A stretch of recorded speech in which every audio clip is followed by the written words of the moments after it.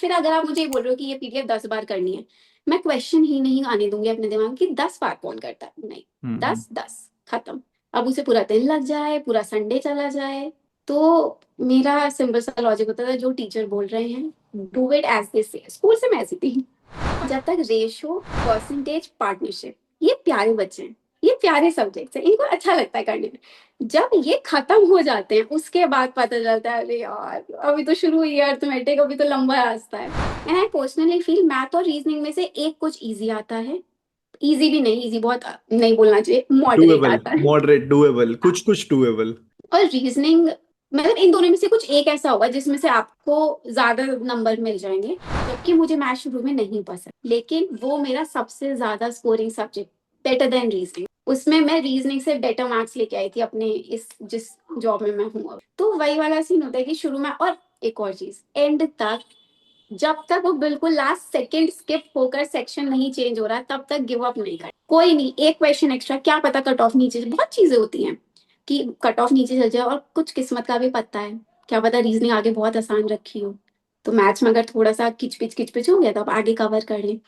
तो आपका एक चीज मुझे बहुत अच्छी लगती थी, आप जो प्रिडिक्ट करते थे ना, मतलब जो एक तो 2 दिन 3 दिन पहले, जब मान लो प्री लगने वाला है उससे कुछ टाइम पहले आपके कुछ सेशंस आएंगे यूट्यूब पे, फ्री ऑफ कॉस्ट। तो उस वाले सेशंस में सर 30 का अगर पेपर है, 20 का वहीं से आ रहा है। नंबरिंग चेंज हो रही है पर पैटर्न आप पकड़ लेते थे, पता नहीं कैसे।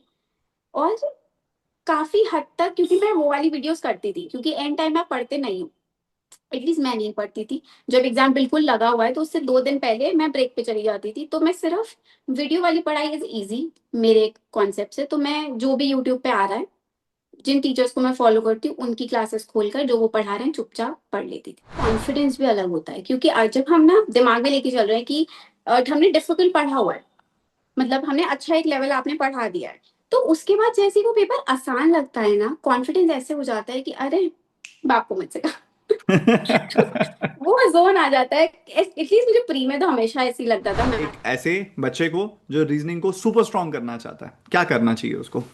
कई बार क्या होता है, बेसिक पढ़ रखा है बट स्टिल एक वो पीछे से एक फियर बैठा हुआ है पास्ट का कि मुझे ये वो लैंग्वेज ही नहीं कभी समझ आई। और काफ़ी सारे बच्चे हिम्मत भी नहीं कर पाते इंग्लिश के लिए कि मैं आगे बढ़ूं कि ना बढ़ूं। तो अगर आपके सामने कोई एक ऐसा बच्चा है जो कहता है कि आप बता दो, मुझे एक रोड मैप दे दो और मैं कल से लग जाता हूँ उस पर, एंड मैं 6 महीने देने को तैयार हूँ उस चीज़ पे, जैसे आप बोलोगे, तो आप उनको क्या बोलोगे, क्या रोड मैप दोगे, इंग्लिश अच्छी कैसे करे वो? करंट अफेयर्स काफ़ी बच्चों को परेशान करता है ना, एक ड्रेडेड सेक्शन है। तो जो बच्चा बिल्कुल बिगनर है, बिल्कुल स्टार्ट कर रहा है, आप भी कह रहे हो कि मैंने बहुत अवॉइड की है, और पर आपने अब एसबीआई पीओ भी बन चुके हो आप, ठीक है, तो आपने मतलब जीत तो हासिल करी है उस सब्जेक्ट के ऊपर, ठीक है। तो आप मान लो कोई बच्चा बिल्कुल बेसिक से स्टार्ट करना चाह रहा है अगर वो, तो उसकी क्या स्ट्रेटेजी होनी चाहिए? How you see yourself after cracking the examination, the Purvi before and after this examination, like it जो जीत मिली है ट्रम्प, इसके बाद? सर बहुत अच्छा फील होता है अपने आप को लेकर ही, मतलब आउटर वाला तो एक ही चीज है कि आप प्रोवाइड कर सकते हो, हम्म। आपको सब बहुत अच्छे से प्रेज करते हैं। मतलब जो लोग नहीं भी सही से बात करना चाहते हैं ना, बोले अरे ये बेटा घर आया है, अरे मिलने आओ ना, घर आओ ना, फलाना ढमकाना। तो वो सब चीजें अब होती है, लेकिन जो एक इनर सेटिस्फैक्शन होती है ना, that you actually did it, मतलब यू डिड इट, यू इतना फील होने लाइक के कि अब बाद। मैं कुछ भी कर सकती हूँ, वैसे वाला ना। मैंने एक बार हमारे ही सिटी में एक बच्चे के पेरेंट्स से मिलना हुआ था, और उस बच्चे का कहना यही था कि पेरेंट्स मुझे हर महीने बैठ के लेक्चर देते हैं और मुझसे सवाल पूछते हैं कि क्यों नहीं हो रहा है। तो मैंने एक सिंपल सी बात दोनों को ही समझाई थी, पेरेंट्स को भी और उसे भी, कि आप इसको 1 साल दे दो सबसे पहले, और आप इनसे, अब आज ये तारीख है और आप 1 साल बाद इससे ये पूछोगे कि क्या चल रहा है। और उसको इतना समझा दिया कि इस 1 साल में इतना घिस देना है और इतनी मेहनत कर देनी है, अपनी तरफ से कोई कमी नहीं छोड़नी तूने। तो ये दोनों की प्रॉब्लम सॉल्व हो जाएगी। और मैं पेरेंट्स को भी ये एडवाइस देना चाहूंगा कि उनको पहले थोड़ा टाइम दे दो। आप इतना भी मतलब पीछे मत पड़ो कि आप ही उनके लिए एक प्रॉब्लम बन जाओ, पता चले कि आपकी एक्सपेक्टेशन के चलते वो फोकस नहीं कर पा रहा है। तो 4 महीने किसी को ही कुछ नहीं आता, not, it is not happening just with you, everybody whose gonna crack the exam on that day, जब ये पेपर आएंगे, सबकी स्थिति इन 4 महीने यही है। सब रो रहे हैं, सब परेशान हैं, सबको टाइम प्रॉब्लम हो रहा है, सबको ऐसा लग रहा है कि और बच्चे अच्छे नहीं। अपने पे फोकस करो, बस ये है कि जब रात में सोने जाओ यू शुड बी सेटिस्फाइड कि यार मेरे पास इतना ही था और मैंने इतना लगा दिया। तो रोज पढ़ो। मैं कह रही हूँ किसी दिन ऐसा है कि यार मेरे घर में तो शादी है, 1 घंटा पढ़, पर वो जो लूप है ना उसको टूटने मत दो कि यार फला दिन तो मैं पढ़ा ही नहीं। सो हेलो एवरीवन, जैसा कि आप सबको इंतजार था कि एसबीआई पीओ से मैं किसी को लेकर आऊंगा और वो आपको एग्जैक्ट रिसोर्सेज, एग्जैक्ट स्ट्रेटेजी, क्या उस समय स्टेट ऑफ माइंड होता है तैयारी का, उन सब मुद्दों पर बातचीत होगी, उन सब टॉपिक्स पर बातचीत होगी। तो मैं आप सभी के लिए ले आया हूँ पूर्वी गोयल को। तो पूर्वी के साथ आज सीखने वाले हैं कि ये तैयारी की जर्नी, ये रोलर कोस्टर राइड कैसी रहती है, और पूर्वी ने तैयारी किस तरीके से की थी, क्या उनके रिसोर्सेज थे, किन टीचर से वो पढ़े थे, कैसे मॉक टेस्ट देते थे, वो कौन से सब्जेक्ट में उनकी स्ट्रेंथ थी, कौन से में वीकनेस थी, सबके बारे में बात करेंगे। एसबीआई पीओ क्रैक करना सिर्फ एक एग्जाम क्लियर करना नहीं है, ये उस पूरे बैंकिंग के इकोसिस्टम को जीतना है। तो बहुत कुछ सीखने को मिलेगा आज पूर्वी से। तो पूर्वी स्टार्ट करते हैं, बट एक रैपिड फायर राउंड से। बस। अच्छा, एक बात बताओ, मॉक टेस्ट या previous year papers? Mock test. Sectional timing जिसमें टाइम बेस्ड प्रैक्टिस होती है, या फिर फ्री फ्लो की प्रैक्टिस जिसमें टाइम नहीं होता? तो मेरे लिए तो सेक्शनल टाइमिंग वाले ही सीन है।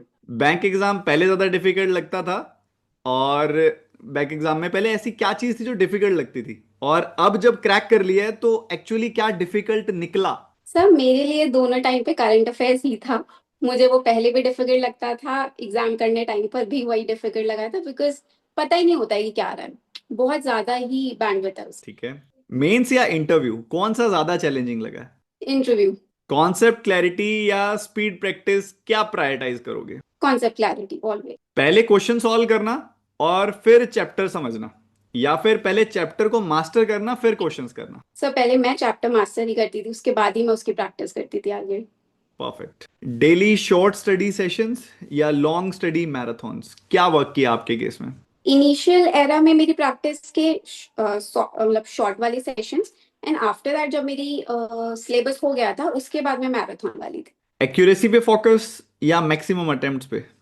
Accuracy sir, negative marking will kill you otherwise. Competitive group study या सोलो स्टडी, आपका गो टू मेथड क्या था इसमें? सोल।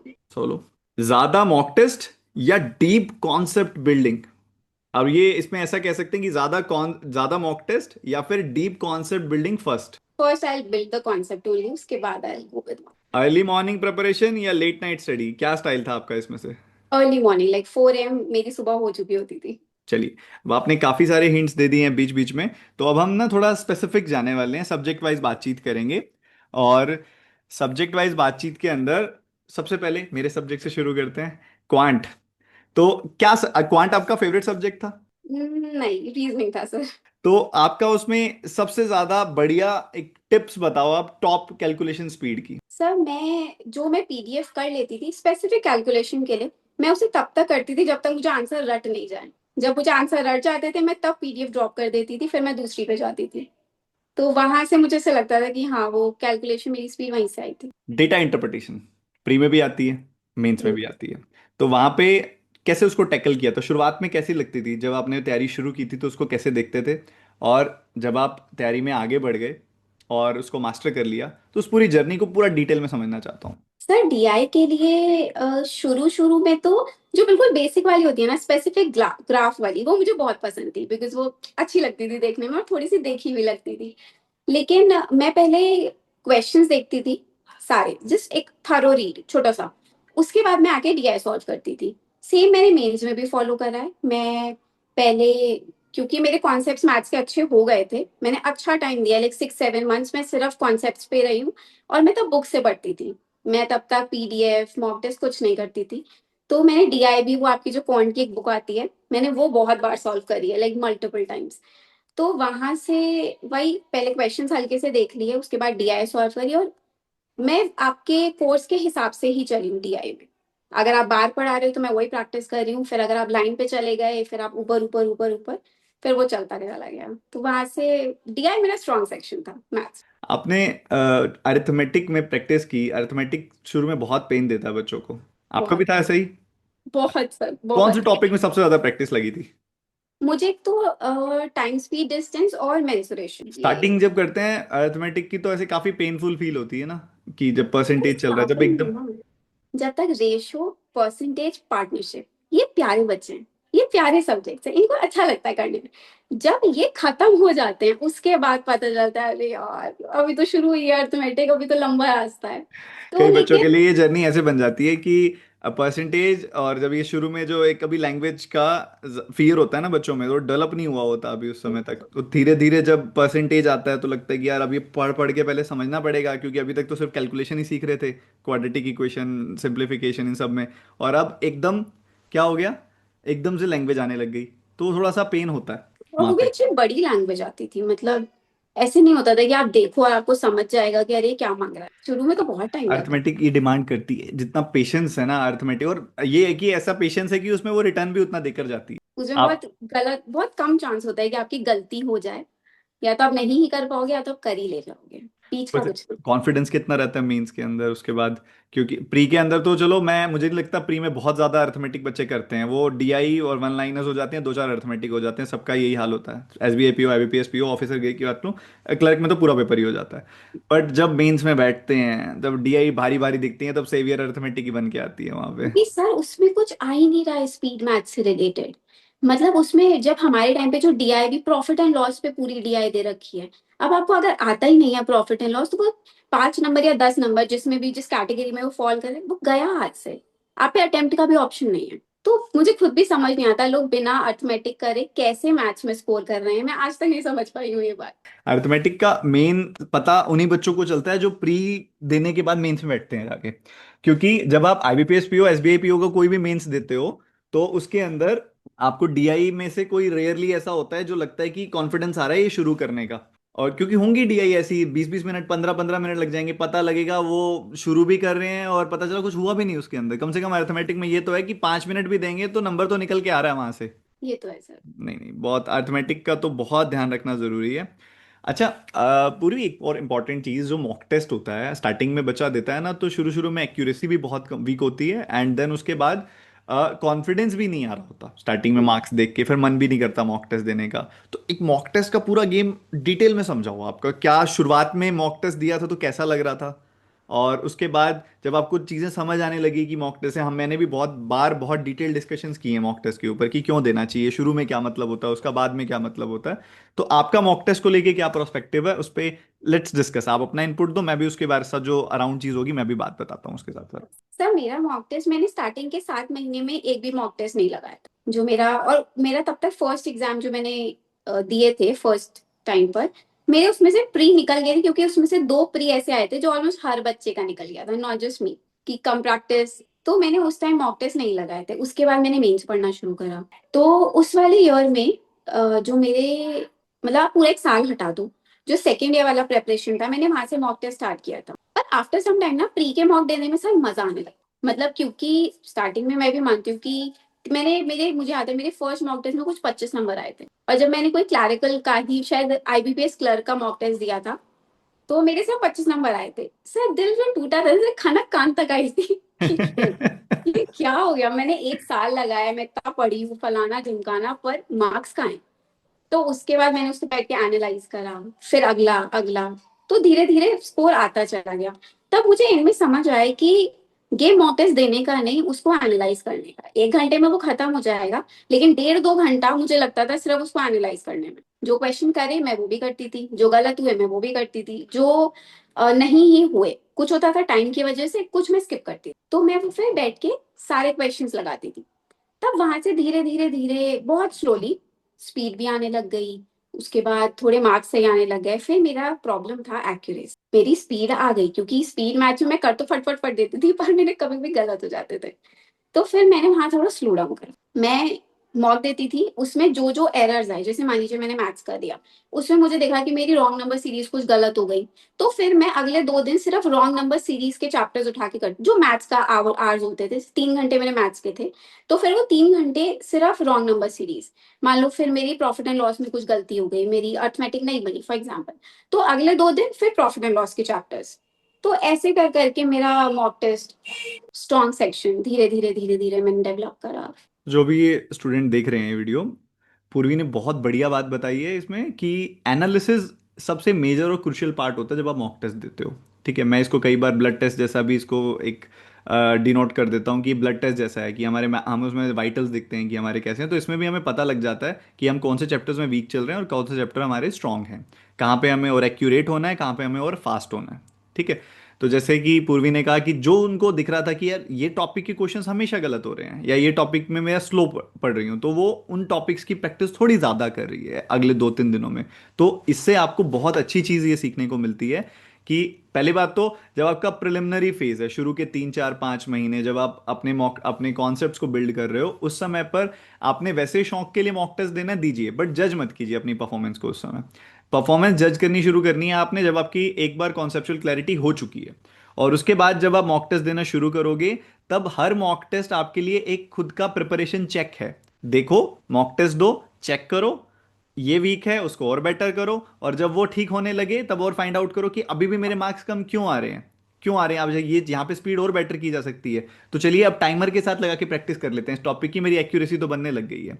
तो प्रायोरिटाइज हमेशा एक्यूरेसी को करना है। जब आप बहुत रेगुलरली एक्यूरेसी पे काम करते रहते हो तो स्पीड अपने आप आने लग जाती है, क्योंकि आपने भी बोला ना जब तक मुझे याद नहीं हो जाता था मैं लगी रहती थी, तो वही चीज़ है। क्योंकि बहुत लिमिटेड हैं टाइप्स, हर चैप्टर में कुछ 20-25 तरह के क्वेश्चंस ही हैं जो वो हर बार प्री में पूछ रहे हैं। ठीक है। और थोड़ा सा और उनमें एक्सपेरिमेंट्स करके वो मेंस में आ रहे हैं, तो वो चीजें बार बार वही सब आ रही हैं। जितनी ज्यादा प्रैक्टिस करोगे मेजर स्टेप्स तो याद ही रहने लग जाएंगे ना। आप कुछ ऐड करना चाहोगे इसमें? और सर उसमें ना, चलो प्री में तो नहीं, लेकिन मेंस के लिए ना क्या स्किप करना है वो भी वहीं से रटता है, क्या एक्चुअली क्या नहीं दे, क्योंकि सबके मुझे लगता है मैथ्स, स्पेसिफिक मैथ्स में ना सबके अपने अपने स्ट्रॉन्ग और वीक पॉइंट्स होते हैं, जो सिर्फ मॉक टेस्ट ही समझा पाता है कि यार ये नहीं छूना था, ये करना था। तो ये एग्जाम में देखने से अच्छा आप मॉक टेस्ट इतने दे लीजिए कि आपको ना समझ आ जाती है कि यार ये तो स्किप क्वेश्चन है, ये तो नॉट सो स्किप क्वेश्चन है।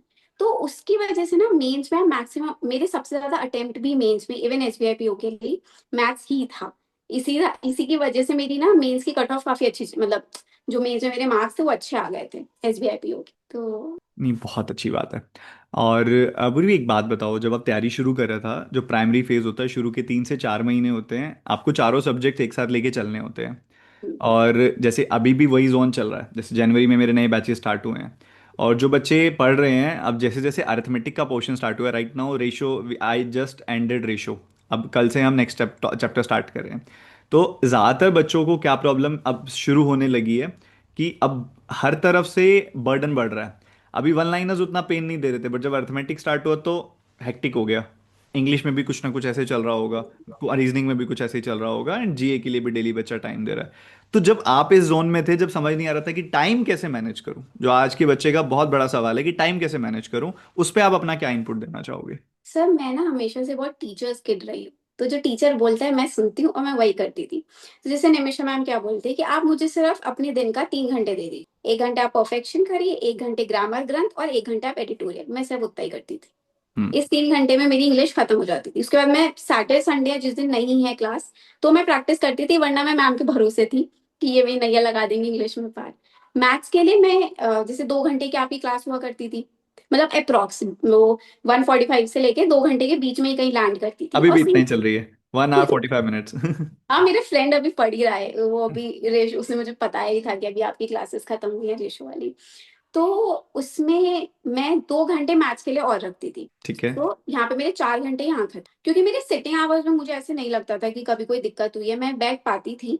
और रीजनिंग भी सेम, रीजनिंग तो मुझे पसंद ही इतनी थी कि उसमें तो अगर आप मुझे पूरा दिन भी कराएंगे तो मैं बैठ जाऊंगी और मैं उसे करती रहूंगी। तो रीजनिंग का भी सेम, बस हाँ करंट अफेयर्स मेरी सुबह ही करंट अफेयर्स से होती थी। वो एक सब्जेक्ट था जो मैं इतनी परेशान होती थी कि यार कल कर लेंगे कल, लेकिन जिस दिन वो कल पे टाला फिर वो होती नहीं थी। तो मेरी सुबह के स्टार्टिंग का 1 सवा घंटा, मतलब 1 घंटा मैं क्लास लेती थी और 15 मिनट जो कल की क्लास हुई है उसको रिवाइज करना, पीडीएफ आ जाती थी। तो उसके बाद सीधा मैं जाती थी मैथ्स, मैं सब रिकॉर्डेड देखती थी, मैं लाइव वाली नहीं हुई थी। तो फिर उसके बाद मैं करती थी मैथ्स, फिर मुझे इंग्लिश पसंद था तो फिर मैं इंग्लिश करती थी, उसके बाद मैं लास्ट में रखती थी रीजनिंग, कि मैं मरते मरते बिना रीजनिंग करूंगी। तो मैंने ऐसे बाइफोकेट कर रखा था दिन। स्टार्टिंग में बहुत प्रॉब्लम होती थी कि यार सब नहीं हो पा रहा, क्योंकि एंड में आप थक जाते हो स्टार्टिंग के 4 महीने में ना। क्योंकि अभी अब जैसे बोल रहे हो ना, इस टाइम तक आपने यहाँ रेशो खत्म किया, वहां पर भी कुछ सिटिंग अरेंजमेंट या पजल जैसा कुछ शुरू हो गया होगा। तो हम्म। रीजनिंग भी डिफिकल्ट है में। इंग्लिश में तो इंग्लिश चलो मुझे लगता है मॉडरेट ही रहती है मैम, परफेक्शन का लेवल वो धीरे धीरे रीडिंग कॉम्प्रिहेंशन ही खत्म होता है अच्छा खासा, उसके बाद वो वैसे चलता है। और मैथ्स में भी अर्थमेटिक आ जाती थी। तो मैं वही होता था कि मैं कुछ स्किप नहीं होने देती थी दिन में, चाहे अब मैं 2 घंटे मैथ्स ही करूँ, मान लो मैंने क्लासेस ही ली, क्योंकि आप क्लासेस ले लेती हो, प्रॉब्लम हम्म। होता है जब वहाँ सेल्फ स्टडी होती है। हम्म। तो वो तो मेहनत एक्स्ट्रा वहीं पर लगती है sir, self study is not easy, but अगर वो नहीं करा है तो nobody is becoming a banker then. बिल्कुल वो तो सही बात आपको करना पड़ेगा। है। स्टार्टिंग के फेज में ना सब चीज़ें एक साथ लेके चलना भी ना दिमाग भी थक जाता है। मेजोरिटी बच्चों को स्टार्टिंग के महीनों में दिक्कत ही इस वजह से आती है कि अभी वो थोड़ा अरिथमेटिक की जोन में जाने ही लगे थे कि अब अगले सब्जेक्ट में सीटिंग अरेंजमेंट या पजल का कुछ अलग टाइप पढ़ना पड़ रहा है। फिर चलो हम्म। वो उन्होंने थोड़ा बहुत एडजस्ट किया, फिर एक ऐसा सब्जेक्ट आ जाता है जिसमें याद बहुत कुछ करना है, करंट अफेयर्स। Current affairs. और फिर एक तरह से अब आपका इंग्लिश सब्जेक्ट जो है, जहाँ तक मैं समझ पाया हूँ, जहाँ तक मुझे बताया, आपका अच्छा था, आप रीड बहुत करते हैं, ठीक हाँ है। बहुत। तो आपके लिए मे बी आप you you feel confident in that subject, but काफ़ी सारे बच्चे हैं जिनके लिए इंग्लिश भी बहुत बड़ा नाइटमेयर है। तो वो उनके लिए वो एक अलग चैलेंज और आ गया कि अब एक नई लैंग्वेज सीखनी है जिनकी उन्हें आदत नहीं है, तो वो पूरा स्ट्रक्चर डिस्टर्ब हो जाता है। तो इस पॉइंट पे ना मेरा छोटा सा बस ये इनपुट रहता है कि आप आपकी वाली बात भी एक अच्छी लगी मुझे कि जो फेवरेट सब्जेक्ट है उसको सबसे लास्ट में करो, क्योंकि वो तो कर ही लोगे। आप स्टार्ट करो जब आप बहुत एनर्जेटिक हो, जिस समय उस समय उन सब्जेक्ट से सेल्फ स्टडी स्टार्ट करो जो आपके लिए एफर्ट डिमांड कर रही हैं, और जो इजी लग रहा है वो तो आप कर ही लोगे।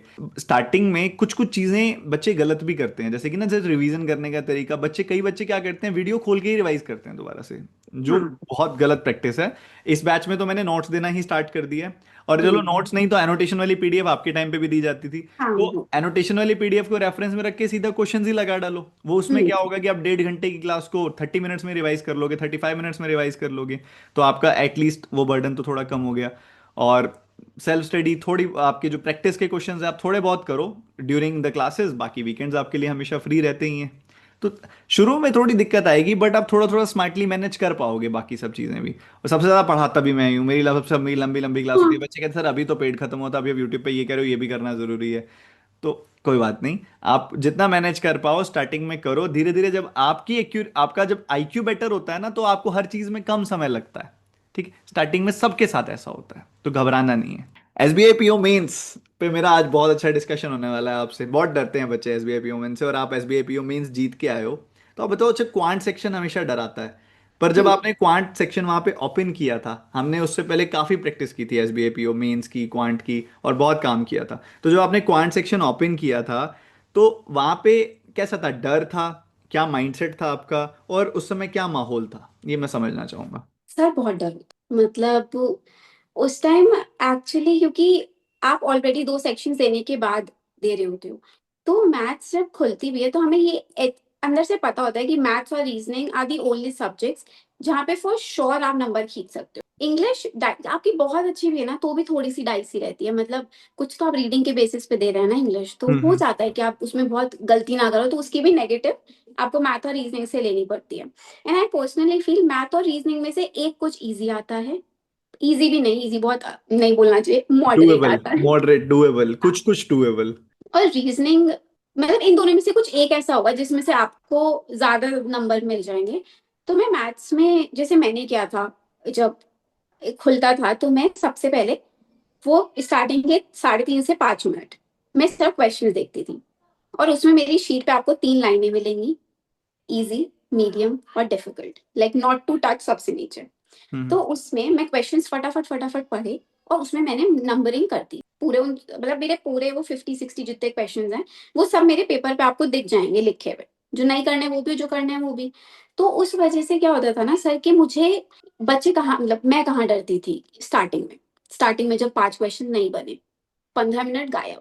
हम्म। उसके बाद फिर इतना डर हो जाता था, फिर ऐसे लगता था पेपर चला गया। तो स्टार्टिंग में मैं अपनी फर्स्ट रो करती थी, वो ज्यादातर उसमें से अगर 10 क्वेश्चंस लिखे हैं तो 8 बनने वाले ही होते थे, उतने मैं मॉक टेस्ट देकर आई थी हम्म। कि मैं वो एनालिसिस अच्छे से कर पाऊँ। हम्म। वो हुआ, उसके बाद धीरे धीरे धीरे रो में आगे बढ़े, तो मैं मैथ्स में, जबकि मुझे मैथ शुरू में नहीं पसंद, लेकिन वो मेरा सबसे ज्यादा scoring subject, better than reasoning, उसमें मैं रीजनिंग से बेटर मार्क्स लेके आई थी अपने इस जिस जॉब में मैं हूँ अब। तो वही वाला सीन होता है कि शुरू में, और एक और चीज, एंड तक, जब तक वो बिल्कुल लास्ट सेकंड स्किप होकर सेक्शन नहीं चेंज हो रहा तब तक गिव अप नहीं करना। कोई नहीं, एक क्वेश्चन एक्स्ट्रा, क्या पता कट ऑफ नीचे, बहुत चीजें होती हैं कि कट ऑफ नीचे चल जाए, और कुछ किस्मत का भी पता है, क्या पता रीजनिंग आगे बहुत आसान रखी हो, तो मैथ्स में अगर थोड़ा सा किचपिच हो गया तो आप आगे कवर कर लें। तो एंड मोमेंट तक, जब तक वो एग्जाम पूरा नहीं खत्म होता है, तब तक करते रहो, जितने आप लपेट सको क्वेश्चंस, डू इट। एंड में you will be happy, you will be satisfied, even if अगर उसका रिजल्ट होता पॉजिटिव भी नहीं है। आपको कम पसंद थी क्वांट और आप कह रहे हो सबसे स्कोरिंग हुई, तो ये डॉट्स कैसे कनेक्ट हो रही हैं दोनों? मैंने सर बहुत पेन खिंचाया, मतलब मैंने आज ही अपनी नोटबुक्स रद्दी में दी हैं, जो मेरी रफ नोटबुक्स थी, मैं कब आई हूँ क्लीन कर देती हूँ। तो मैंने इतनी इतनी नोटबुक्स खत्म कर रखी थी सिर्फ पेन चला चला के। मुझे ये पता होता था जो सब्जेक्ट मेरा, क्योंकि एक चीज मुझे ना सेकेंड ईयर में अपने समझ आ गई थी कि चारों सब्जेक्ट में एवरेज होना इज वेरी इंपॉर्टेंट, एंड कोई से 3 subject should be your strong subject. अगर मेंस में जाके उन्होंने कुछ खेला भी कि 2 अच्छे दे दिए, एटलीस्ट मेरी इंग्लिश, मैथ्स और रीजनिंग वर अबव एवरेज। करंट अफेयर भगवान भरोसे। तो मैंने मैथ्स में सर बहुत टाइम चलाया है, मतलब पर topic, I am not even kidding, मैं आराम से 400 500 क्वेश्चंस कर लेती थी। इसमें मतलब मैं जहां तक समझ पा रहा हूँ आपने मेरे सारे टारगेट पूरे किए हैं। मैं टीचर्स किड थी सर।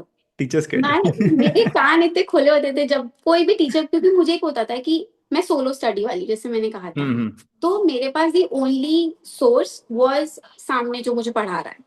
तो मुझे ऐसा होता था कि इन्होंने बच्चे निकलवाए हैं, तो छोड़ दो, हम्म। उनके ऊपर छोड़ देते हैं। और फिर अगर आप मुझे ये बोल रहे हो कि ये पीडीएफ 10 बार करनी है, मैं क्वेश्चन ही नहीं आने दूंगी अपने दिमाग में कि 10 बार कौन करता है, नहीं। हम्म। 10 10 खत्म।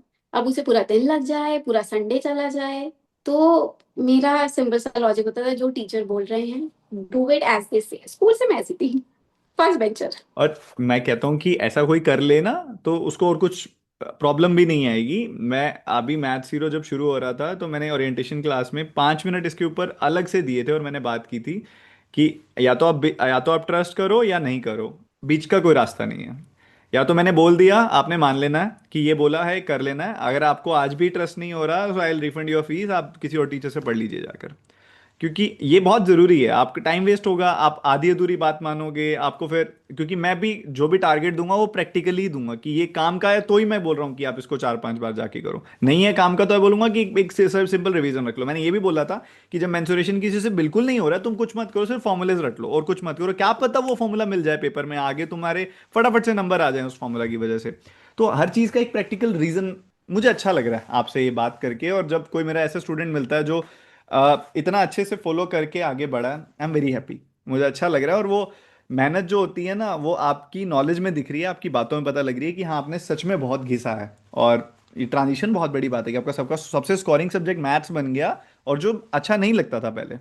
बिल्कुल नहीं पसंद ऐसे स्टार्टिंग में, मतलब घिसना मुझे पड़ेगा। टाइम लगा था उसको अच्छा सब्जेक्ट। और वो भी मैथ्स में सर एक और चीज है ना, कि जब तक होने नहीं लगेगा तब तक नहीं पसंद आएगा, जिस दिन होने लग जाएगा उसके अलावा कुछ और पसंद नहीं आएगा। तो वो वही किक था। मिलती ही नहीं है ना स्टार्टिंग में, वो किक ढूंढनी पड़ती है, 3 महीने लग जाते हैं, 4 महीने लग जाते हैं वो किक मिलने में, और जब मिलने लगती है फिर इतना मन करता है कि आप थोड़ा और मुश्किल कराओ सर, फिर ऐसे निकल के आता और उसके लिए आप मैराथन ले आते हो सर, है। दिमाग एकदम ऐसे गोला हो जाता है कि अरे कहाँ से क्या कैसे। चलिए हमने मैथ्स की बहुत सारी बातें कर ली, let's move to your favourite subject जो आपको करने में बहुत मज़ा आता था, वो है रीजनिंग। अच्छा, रीजनिंग में मज़ा आता था करने में, बट रीजनिंग की जब शुरुआत हुई थी तो पजल का कौन से वाला टाइप सबसे ज़्यादा पेन देता था? सर स्टार्टिंग में ना मुझे पजल अच्छा लगता था, क्योंकि ना वो बन जाता था पता नहीं कैसे, पर सिटिंग अरेंजमेंट बहुत दर्द था। कैसे ओवरकम क्योंकि किया फिर उसको, फियर को? सर मेरी सिटिंग अरेंजमेंट में सिर्फ एक दिक्कत थी, मैं रीड करते हुए कोई लाइन स्किप हमेशा कर जाती थी, एक लाइन पढ़ना भूल गई, पैरा है लंबा सा, पढ़ते पढ़ते पढ़ते पढ़ते गायब, लाइन एक गायब, और एंड तक फिर वो बनेगा कैसे? और फिर आपको नहीं समझेगा कि उसमें से कुछ छूट गया, ऊपर से नीचे आते हुए भाई कोई लाइन आप खा गए। तो फिर मैंने वहीं पर, जब भाई मुझे वो भी मॉक से ही समझ आया था कि मैं ये गड़बड़ कर रही हूँ, जिस वजह से मैं पूरा 5 मिनट भी लगा रही हूँ, क्योंकि शुरू में बहुत समय लगता है, वो धीरे धीरे कम हुआ था। तो तब मैं धीरे फिर स्लो करा, मैं सब गलती करती थी, उसके बाद मैं स्लो करती थी कि यार मैं कहाँ गड़बड़ कर रही हूँ, क्यों नहीं आ रहा जब सबके आ रहे हैं, मेरे क्यों? क्योंकि जब लाइव क्लास भी होती थी, अब लाइव क्लास मैं नहीं लेती थी, मैं रिकॉर्डेड वाली, तो रिकॉर्डेड में ना बच्चे पता चलता था, अरे इसका आंसर आ गया, टीचर्स बोलते थे अरे इसका आंसर, और तब तक मैं बना ही रही हूँ। तो फिर मैंने वहीं से सेम प्रैक्टिस, तो सिटिंग अरेंजमेंट की भी मैंने काफी, क्योंकि मुझे ऐसा लगता है रीजनिंग में पजल और सिटिंग अरेंजमेंट के अलावा आपको सब पसंद आएगा, सब। जब तक आप मेंस में नहीं जा रहे हैं तब तक पहले सिटिंग अरे में पजल आप हटा दो, कुछ सब अच्छा बट लगेगा। उसके बिना कुछ फायदा भी नहीं है। मेजोरिटी पोर्शन प्री का भी वहीं जा रहा है यार और मेरे मेंस का भी प्री वहीं जा तक रहा है। में नहीं आया, प्री में एक स्पीड मैथ्स नहीं थी ना, क्वांट में एक क्वेश्चन नहीं था, एक हम्म। हम्म। 30 क्वेश्चन से सारे डीआई। हम्म। उन्होंने छोटे डीआई बड़ी डीआई सब डीआई पे, और प्री में मैं नहीं एक्सपेक्ट करी थी, क्योंकि एक तो थोड़ा पैटर्न हमारे में चेंज हो गया था हम्म। जब हमारे एग्जाम्स थे। और रीजनिंग वाले में भी सेम, अरे है ही नहीं कुछ भी ऐसा, इनइक्वालिटी कहाँ हो तुम, कुछ नहीं, सिर्फ सिटिंग अरेंजमेंट और पजल, तो वो नहीं आता है तो फिर गया तब बेटा। तब आपको ऐसे याद आ रहा होगा कि क्यों आशीष सर पीछे पड़े रहते थे। हम सोच रहे होते थे कि यार इतना डिफिकल्ट तो मॉक टेस्ट में भी नहीं आ रहा है, ये क्यों करा रहे हैं। तब याद आ गई होगी ना। बहुत बहुत अच्छे से सर, बहुत अच्छे से, कि सर ने अगर ये नहीं वो कर, क्योंकि आपका एक चीज मुझे बहुत अच्छी लगती थी, आप जो प्रिडिक्ट करते थे ना, मतलब जो एक तो 2 दिन 3 दिन पहले, जब मान लो प्री लगने वाला है उससे कुछ टाइम पहले आपके कुछ सेशंस आएंगे यूट्यूब पे फ्री ऑफ कॉस्ट, तो उस वाले सेशंस में सर 30 का अगर पेपर है 20 का वहीं से आ रहा है, नंबरिंग चेंज हो रही है पर पैटर्न आप पकड़ लेते थे पता नहीं कैसे। और काफी हद तक, क्योंकि मैं वो वाली वीडियोस करती थी, क्योंकि एंड टाइम आप पढ़ते नहीं हो, एटलीस्ट मैं नहीं पढ़ती थी, जब एग्जाम बिल्कुल लगा हुआ है तो उससे 2 दिन पहले मैं ब्रेक पे चली जाती थी, तो मैं सिर्फ वीडियो वाली पढ़ाई इज इजी मेरे कॉन्सेप्ट से, तो मैं जो भी यूट्यूब पे आ रहा है, जिन टीचर्स को मैं फॉलो करती हूँ उनकी क्लासेस खोलकर जो वो पढ़ा रहे हैं चुपचाप पढ़ लेती, तो काफी सही लगाते थे सर आप। देखो पूर्वी, इसमें क्या होता है कि जब हम पेपर से पहले पढ़ रहे होते हैं ना, तो मुझे वो चीज़ पकड़नी होती है कि एग्जामिनर कोई भी एक्सपेरिमेंट भी कर देगा तो मेरे बच्चे कर लेंगे। पर मुझे पता है वो एक्सपेरिमेंट ज़्यादा नहीं करेगा, वो करेगा कोई एक डीआई ऐसी कर देगा बस एक्सपेरिमेंट के नाम पे। तो या फिर कोई दो एक अरिथमेटिक के क्वेश्चन ऐसा कर देगा, वो भी एसबीआई में करेगा, आईबीपीएस में भी नहीं करेगा, मतलब या इधर दोनों में से किसी एक में करेगा। बट मुझे वो भी पता होता है कि 80% पेपर वो क्या रखेगा। तो इसलिए मैं 80% पेपर की स्टार्टिंग में ज़्यादा प्रैक्टिस नहीं कराता हूँ, वो मतलब मिक्स करके ही कराता हूँ सारी। जब लास्ट के 2 दिन होते हैं तो मुझे पता है ये 80% पेपर यहीं से बनाएंगे, हम्म। तो वो पकड़ लेते हैं, हम सिर्फ वो कराते हैं, इसलिए आपको वैसा लगता है। पर उससे पीछे वाला अगर ना हो तो वो उस दिन वाला जो जो मैंने लास्ट के 2-3 दिनों में कराता हूँ वो भी डुएबल नहीं लगेगा। वो भी हम्म। उसमें मजा नहीं आएगा फिर। ये लग तो अब आज कैसे आसान लग रहा है ये जो अभी तक नहीं लग रही थी सर की क्लास की डीआई, क्योंकि अब मैं सिर्फ रियल लेवल करा रहा हूँ। पेपर में जो एफिशिएंसी का ड्रॉप आता है ना, उसको भी मैनेज करना मेरी रिस्पॉन्सिबिलिटी है। उसको उसको करने के लिए मुझे थोड़ी डिफिकल्टी बढ़ानी पड़ती है क्लास के दौरान। चाहे बच्चे मेरे को आके बोलें कि ये टीचर बहुत मुश्किल पढ़ाते हैं, मैं स्टिल पढ़ाता हूँ, क्योंकि मुझे पता है फिर थैंक भी तुम बाद में मुझे ही बोलोगे जब पेपर देकर आओगे कि सर हो गया। शायद ना होता, हम अगर रियल एग्जाम लेवल पर पढ़ के जाते पहले, तो हम उस थॉट प्रोसेस को मैच ना कर पाते, उस फियर को फील ना कर पाते पेपर में। वो मैच हो गया। तो वो मेन बात है, वो माहौल बना के देना क्लास के अंदर। और सर कॉन्फिडेंस भी अलग होता है, क्योंकि आज जब हम ना दिमाग में लेके चल रहे हैं कि हमने डिफिकल्ट पढ़ा हुआ है, मतलब हमने अच्छा एक लेवल आपने पढ़ा दिया है, तो उसके बाद जैसे ही वो पेपर आसान लगता है ना, कॉन्फिडेंस ऐसे हो जाता है कि अरे बाप को मुझसे कहा। वो जोन आ जाता है, एटलीस्ट मुझे प्री में तो हमेशा ऐसे ही लगता था मैथ्स के सेक्शन में, जब मैंने प्रैक्टिस उतनी कर ली थी कि अरे यार ये तो इजी है यार, ये तो इन्होंने अच्छा इजी पेपर दे दिया, और बाहर जब जाओ जब और बच्चों से यार क्या मैथ्स दे दिए है, ये तो हमें चाहते ही नहीं हम बैंकर बने, क्यों ऐसे कर दिया, और मैं होती थी चुप ही रहती हूँ, मैं अभी तो बोलता बराबरी हूँ करती ना, मैं आपको याद है जब मैं पेपर से एक दिन पहले मिलके आपको मिलने सबको आता था, वीडियो बनाता था, तो मैं ये बोलता था जाके बता दो आशीष सर के स्टूडेंट्स आए हैं। हूँ। हाँ, तो हम मैं बता इसीलिए के बताता आंसर। था, बता के आए हो। चलिए बहुत बढ़िया। अच्छा। अच्छा, रीजनिंग के बारे में आप मुझे सब कुछ बताओ। ये देखो मैं रीजनिंग का टीचर नहीं हूँ तो मैं ज़्यादा सवाल नहीं पूछूंगा, बट आप अपने एंड से अपने स्ट्रक्चर समझाओ एक ऐसे बच्चे को जो रीजनिंग को सुपर स्ट्रॉन्ग करना चाहता है, क्या करना चाहिए उसको। सर रीजनिंग में सबसे पहले आप मान लीजिए 6 महीने आपकी क्लासेस चलेगी, ज्यादा से ज्यादा भी, तो 6 महीने जो आपकी क्लासेस है, एक टॉपिक आपका हुआ, उसके बाद सैटरडे संडे मिलता है, उसमें आप वो टॉपिक के जितने क्वेश्चंस ह्यूमनली पॉसिबल आप उतने कर दो, आप पीडीएफ पकड़ लो, टीचर्स जो चीजें दे रहे हैं वो कर लो, और टेलीग्राम वो हमेशा आपके पास, आप बस टाइप करो और आपको चीजें वहां मिल जाएंगी। तो पर टॉपिक मैं रखती थी एटलीस्ट 400 क्वेश्चंस का, आप वो रखिए कि आप 200 से 400 के बीच में according to the topic practice कर लो। वो 6 महीने सिर्फ यही चीज, टॉपिक प्रैक्टिस ऐसे करके आपका पूरा सिलेबस खत्म। और जैसे ही सिलेबस खत्म उसके बाद मैं लगाती थी सेक्शनल प्रीलिम्स के, और तब चल रही होती थी मेंस की क्लासेस, तो तब मैं प्री के सेक्शनल मॉक देती थी और मैं मेंस की क्लासेस करती थी, सेम मेंस में भी टॉपिक प्रैक्टिस। और जब ये सब खत्म हो जाता था उसके बाद आप जितना डिपेंडेंसी अपनी मॉक पे रख सकते हो, क्योंकि मुझे लगता है उसमें टाइमर चल ही रहा होता है, तो खुद से अलग मेहनत नहीं करनी पड़ती कि आप फोन में चलाओ, हम्म। डिस्ट्रैक्शन होगी। वो आप मॉक टेस्ट में चलो तो सुबह आपने दो प्री दे लिए, दो प्री फुल दे लिए और किसी एक सब्जेक्ट का सेक्शनल लगा लिया। सेम उसके बाद आप मेंस पे आएंगे। मेंस का तो मैं करती थी कि हफ्ते में मेरा टारगेट 3 मॉक का होता था, क्योंकि उस टाइम क्लासेस में नहीं कर रही थी। मैंने एक ही बार करी है प्री की, एक ही बार करी है मेंस की, उसके बाद मैंने कभी क्लासेस को वापस यूट्यूब पे, हाँ मैराथॉन्स में करती थी। रिवाइज कैसे करते थे? मतलब अर्थमेटिक वाला पोर्शन मतलब पजल में तो क्या है, मोर अबाउट एक कॉन्सेप्ट पकड़ लिया, वो सेव हो गया दिमाग में, फिर प्रैक्टिस से वो अपने आप रिवाइज होता रहा। जब आपको मैथ्स को रिवाइज करना होता था तो नोट्स बनाते थे? सर मैंने स्टार्टिंग के में जो भी, जैसे आप ऐसी चीजें बताते थे ना कि किसी चीज का शॉर्टकट, कह रहे ये कुछ कुछ चीजों में होता था, बाकी तो कॉन्सेप्ट बिल्डिंग हो जाती थी। और मेरे मेरे पास क्या था, जो आप लोग उस पे पीडीएफ देते थे, मैंने प्रिंट करा के रखती थी मैं। तो जैसे मैंने वही, मैंने मॉक में कुछ गड़बड़ करी, मान लीजिए प्रॉफिट एंड लॉस नहीं बना, तो वो मेरा रिवीजन ही हो गया ना। हम्म उसके बाद जो मैं हम्म कर रही हूँ, मैं प्रॉफिट एंड हम्म लॉस अगर उठा रही हूँ, तो वो हम्म। 2 दिन रिवीजन, तो जो भी मॉक में जो भी गलती होती थी उसके नेक्स्ट 2 दिन मेरे वो चैप्टर्स में होते थे। मॉक टेस्ट फिर भी चल रहे हैं, तो मेरा यही रूटीन रहता था फॉर आपका एवरी मतलब मेजर सब्जेक्ट। सोर्स होता था एनोटेशन वाली पीडीएफ अपने पास प्रिंटेड रखते थे आप, वो वहां से रिवाइज कर लिया और उसका एक कर्सरी उसके ऊपर एक नजर रखी और वो हो गया फिर। और उसी पीडीएफ में हमेशा 2 पेजेस ब्लैंक होते थे पीछे, जिसमें मैं नोट्स बनाती थी। परफेक्ट तो परफेक्ट वैसा। परफेक्ट। इस बार से मैं नोट्स दे रहा हूँ इस बार बच्चों को। हाँ मुझे पता चला, मैंने अच्छा, कहा। आपको सारी खबर है कि क्या हाँ चल रहा है सर, अभी भी? मेरा फ्रेंड को मैंने अभी कुछ जब आपका आने वाला था, शायद 1 जनवरी को आपका आया है, 5th या 6th जनवरी को रीजनिंग की क्लासेस आई हैं। हम्म। तो और मैम की तो निमिषा इसके मैम मेरा आसपास साथ ही। स्टार्ट हुआ था, अंकुश सर का कुछ एक वीक के अंदर उसके बाद स्टार्ट हुआ था। हाँ, हम्म। तो मैंने दिसंबर में ही वापस से यस ऑफिसर का सब्सक्रिप्शन लेके उसको दिया, मेरे नाम पे ही है। अच्छा अच्छा। हाँ नहीं, तो लकी सब्सक्रिप्शन है, एसबीआई पीओ बनेगा वो भी। हाँ, जी बहुत जल्दी। जी जी जी। चलिए, एक इंग्लिश को लेके एक इंटरेस्टिंग चीज़ है जो मैंने आपसे डिस्कस करनी है। आप बुक रीडिंग करते हो, नॉवेल्स पढ़ते हो, तो अब जब जो पर्सन रीड करता है, जैसे मैं भी काफ़ी रीड करता हूँ, तो उसमें एक एक ना नेचुरल एक इंट्यूशन आ जाती है आपको, जब आप सवाल पढ़ रहे होते हो या क्वेश्चन कर रहे होते हो, तो जब आप सेंटेंस पढ़ते हो फॉर्मेशन से एक आइडिया लग जाता है कि ये सेंटेंस कुछ गलत लग रहा है। तो जो बच्चे बुक रीड करते हैं और जो नहीं करते, वहाँ पे वो एक डिफरेंस फील करते हैं कि यार मुझे भी पता लगना चाहिए इस तरह से, या मुझे भी बुक रीड करनी चाहिए। तो ये बुक रीडिंग आपको किस तरीके से अलग से हेल्प करती थी, और कितना एक्यूरेट होते थे जब आप अपनी इंट्यूशन के साथ जाते थे, ये मैं समझना चाह रहा हूँ। सर बुक रीडिंग का मुझे लगता था एक लौती हेल्प जो होती थी वो थी आपकी रीडिंग स्पीड।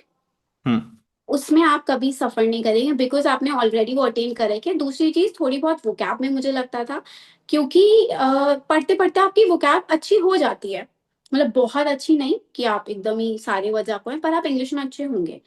लेकिन जब इंट्यूशन के आप साथ जाते हो ना, तो वो 60-40 का रेशो होता है। अगर 60 question you'll get it right just by intuition because you have read a lot, लेकिन 40 क्वेश्चन आप गलत ही करो, क्योंकि सर कभी कभी ना रीडिंग करते हुए भी ना कुछ लॉजिक क्योंकि नहीं पता होते हैं, वो गलती हो जाती थी उसमें। मतलब अगर 30 क्वेश्चन हैं तो उसमें से 8-9 गलत हो गए, क्योंकि कॉम्प्रिहेंशन गलत नहीं होता था। हम्म, उसमें वो गैप वाली चीज आपको पता है ना, आपने नहीं करनी, क्योंकि आपको पता ही नहीं उस वर्ड का मतलब, तो तुक्केबाजी करने का इज नो ठीक लॉजिक। बात है।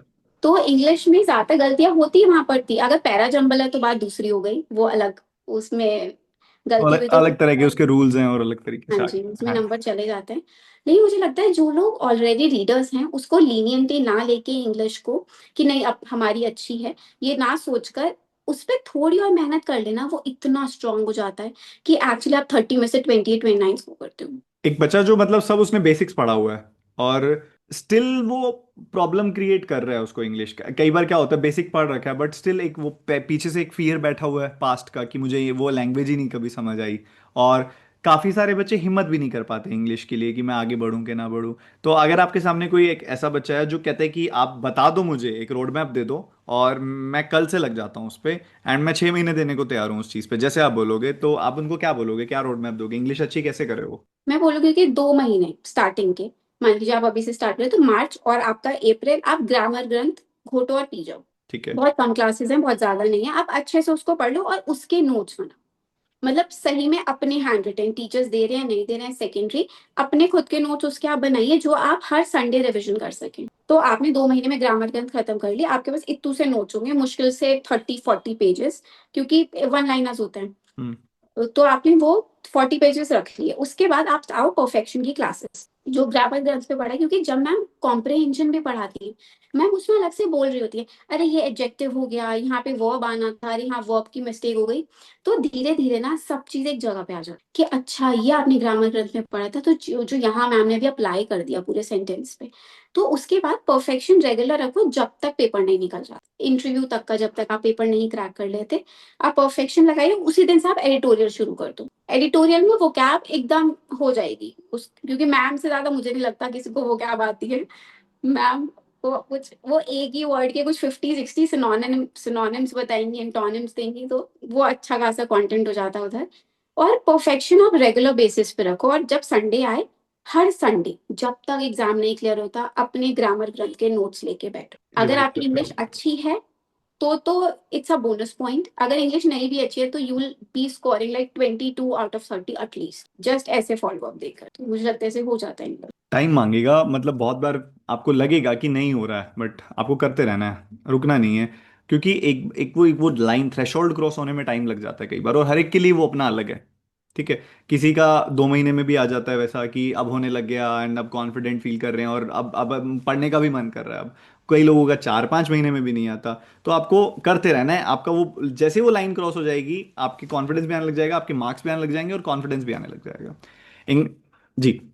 और सर जिन्हें इंग्लिश नहीं पसंद होगी उनको सही में बहुत एफर्ट लगेगा, क्योंकि रोज, क्योंकि इंग्लिश में ना जैसे मैथ्स में है, अगर एक टॉपिक कर लिया तो उसके क्वेश्चन बनते हुए दिखते हैं, हम्म इंग्लिश में ऐसा नहीं है। हम्म। क्योंकि एक चीज में ही उन्होंने ना बहुत ग्रामर दे रखी है, तो स्टार्टिंग के कुछ टाइम में ऐसे लगता है कि पता नहीं पढ़ भी क्या रहे हैं, कुछ समझ भी नहीं आ रहा, ये पता नहीं मार्क्स मिलेंगे नहीं मिलेंगे। क्योंकि मेरा एक फ्रेंड ही था, अभी परसों तरसों R R B P O के रिजल्ट में उसने क्लियर कर लिया, तो वो मेरे साथ ही उस टाइम पढ़ता था जब मैं एग्जाम्स दे रही थी। उसकी इंग्लिश कंपैरेटिवली उसको बहुत डिफिकल्टी लगती थी, उसको इंग्लिश में उसके मार्क्स नहीं आते थे, इवन बहुत ज्यादा नेगेटिवली आता था, 12-12 नंबर खत्म, तो उसके 5 नंबर 6 नंबर वहां अटक गया थी कहानी। तो उस टाइम पे ना वो, उसने, हमने मैम को मेल भी किया था वो सब हम्म चीजें, तो वहां से हुआ था ये कि जब वो सब कुछ पढ़ लेगा, बस इंग्लिश उसके पढ़ने की इच्छा ही नहीं होगी, क्योंकि मॉक में भी ना कम से कम 4-5 महीने लगते हैं नंबर दिखने में, क्योंकि आप, और मैं तो सबको सजेस्ट, रीडिंग कॉम्प्रिहेंशन पहले कर लो, उससे 10 नंबर दिखने लग जाएंगे आते हुए, तो एटलीस्ट इंग्लिश करने का मन करेगा। Hmm. Error detection will take time, क्योंकि आपको उतना पढ़ना पड़ेगा, तो it will take time, and उतना पेशेंस रख के कर ले जाओ। इंग्लिश यहाँ पर नहीं, इवन जब मेंस आएगा डिस्क्रिप्टिव लिखना पड़ता है, तो उसमें जहां आप, अगर आपकी ग्रामर में मिस्टेक है सर नंबर उड़ जाते हैं। तो मुझे ऐसे लगता है कि इंग्लिश, बैंक वाले ऑप्शन ही नहीं दे रहे कि आप इंग्लिश वीक रख के आ सके। ठीक बात है, क्लाइंट से कम्युनिकेशन करनी है आपको, मेल्स ड्राफ्ट करने हैं आपको, पता नहीं कितने तरह से यूज़ कर सकेंगे आगे वो आपकी कम्युनिकेशन लैंग्वेज को। तैयारी बहुत सॉलिड होती है, मतलब मुझे कई बच्चे सोचते हैं कि इस चैप्टर का क्या काम है, उस चैप्टर का क्या काम है। कई चैप्टर्स का डायरेक्ट काम होता है और कई चैप्टर्स का साइकोलॉजिकली काम होता है, और वो कहीं ना कहीं हेल्प करती हैं वो चीज़ें। तो कुछ भी चीज़ मिस नहीं करनी। अब इंग्लिश पे तो फोकस बढ़ भी रहा है, मैं ये देख भी रहा हूँ पूरा स्ट्रक्चर, इवन आई थिंक वो सब चीज़ें ईमेल ड्राफ्टिंग और इन सब चीज़ों में बदल गई है जो बाद में letter. Report writing, press writing, hmm. अब वो सब आ गया था हमारे टाइम पे। नहीं, बहुत अच्छे से एक्सप्लेन किया, और मैं आज की डिस्कशन सच में मुझे बहुत अच्छी लग रही है, बहुत प्रोडक्टिव लग रही है। Thank you for your time Purvi. It's and my pleasure. आपके फेवरेट टॉपिक की तरफ मूव करने जा रहा हूँ मैं, करंट अफेयर्स अब।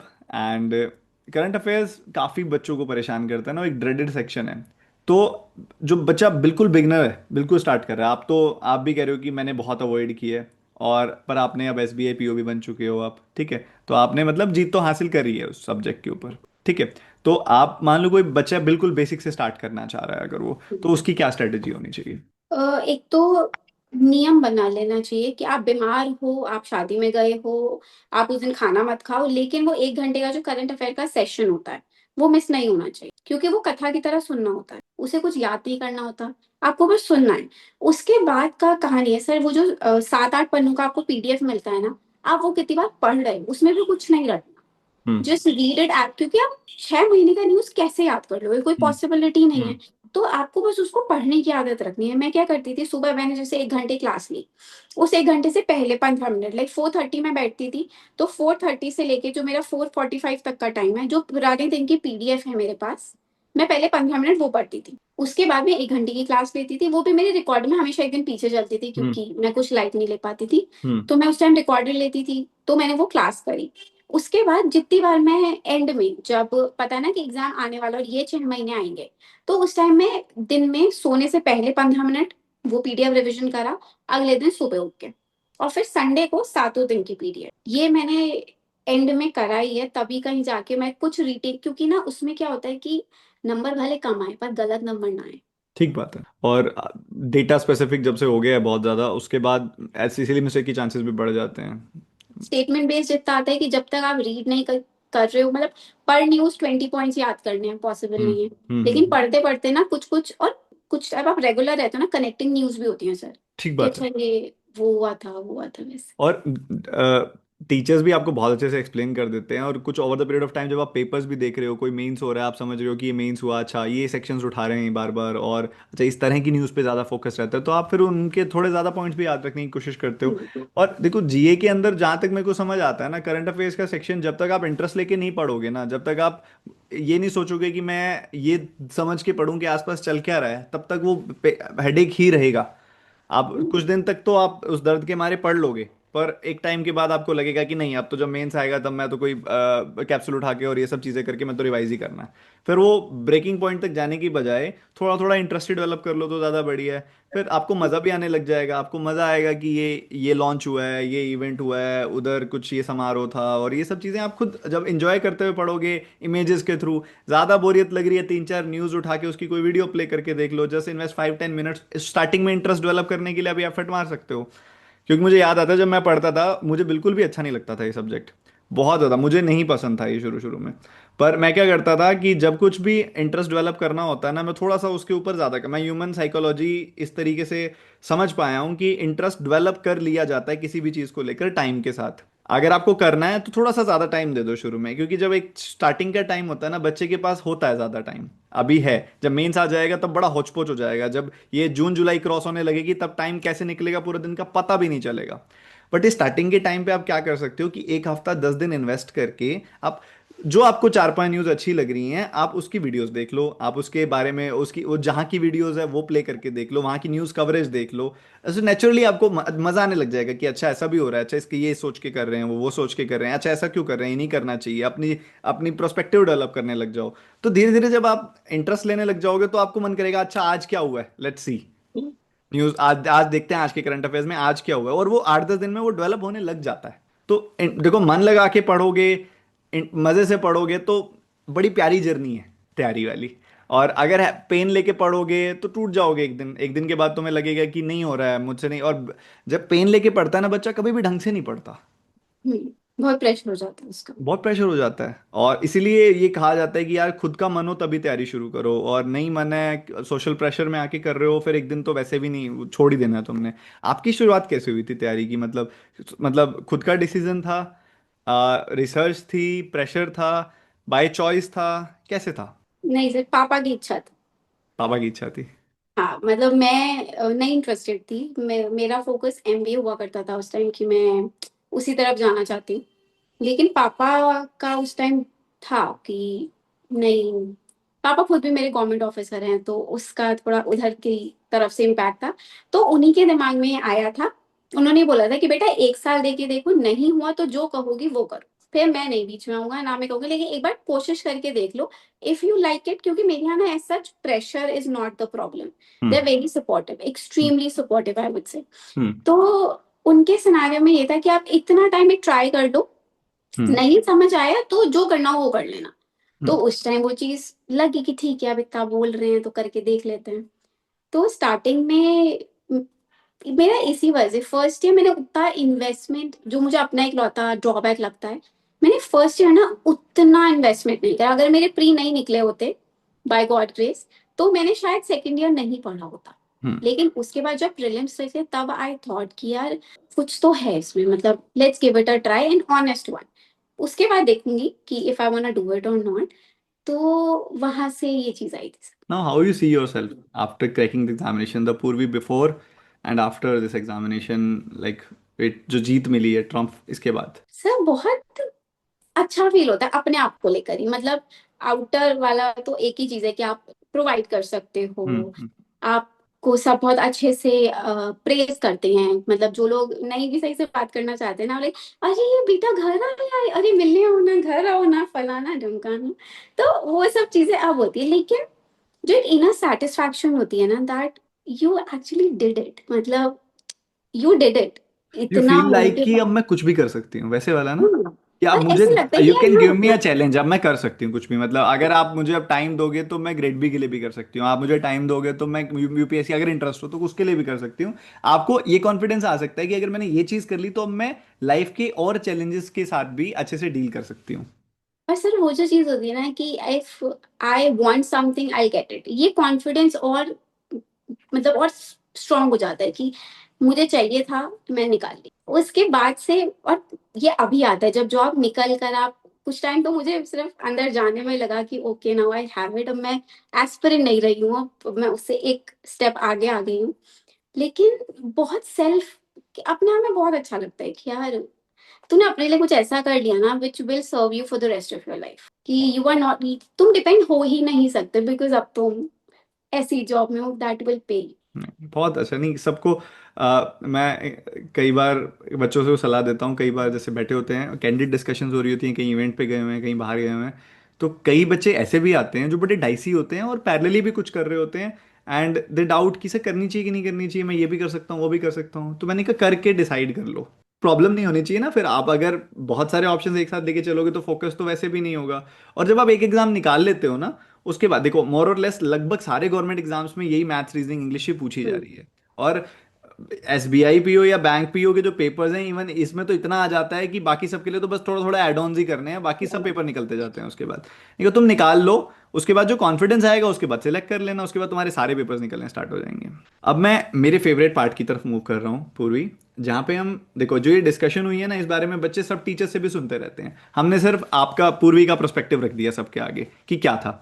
अब जो मैं बात करने वाला हूँ, ये मेरी फेवरेट पार्ट ऐसे है क्योंकि बच्चा इस जोन से गुजरता है, क्योंकि पढ़ाई से हटके भी एक जिंदगी होती है एक एस्पिरेंट की जो उसको परेशान भी करती है, कई बार काफी सारे ऐसे सीरीज ऑफ इवेंट्स होते हैं जो उसको हेल्प भी कर जाते हैं, और एक सही एडवाइस में भी उसके आगे की पूरी जर्नी संवार सकती है, जो अब हम डिस्कशन के बाद मे बी आपके या मेरे मुंह से निकलेगी इस डिस्कशन में।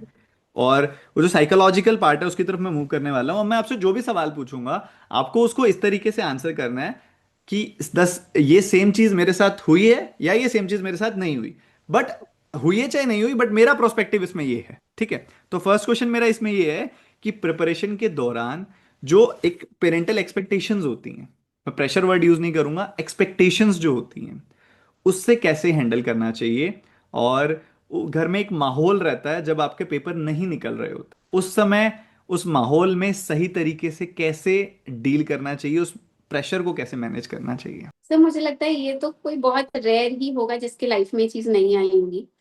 वो वाले पेरेंट्स भी जो उतने सपोर्टिव नहीं हो पाते हैं बिकॉज ऑफ सर्टेन रीजंस, और वो भी जो एक्सट्रीमली सपोर्टिव होते हैं।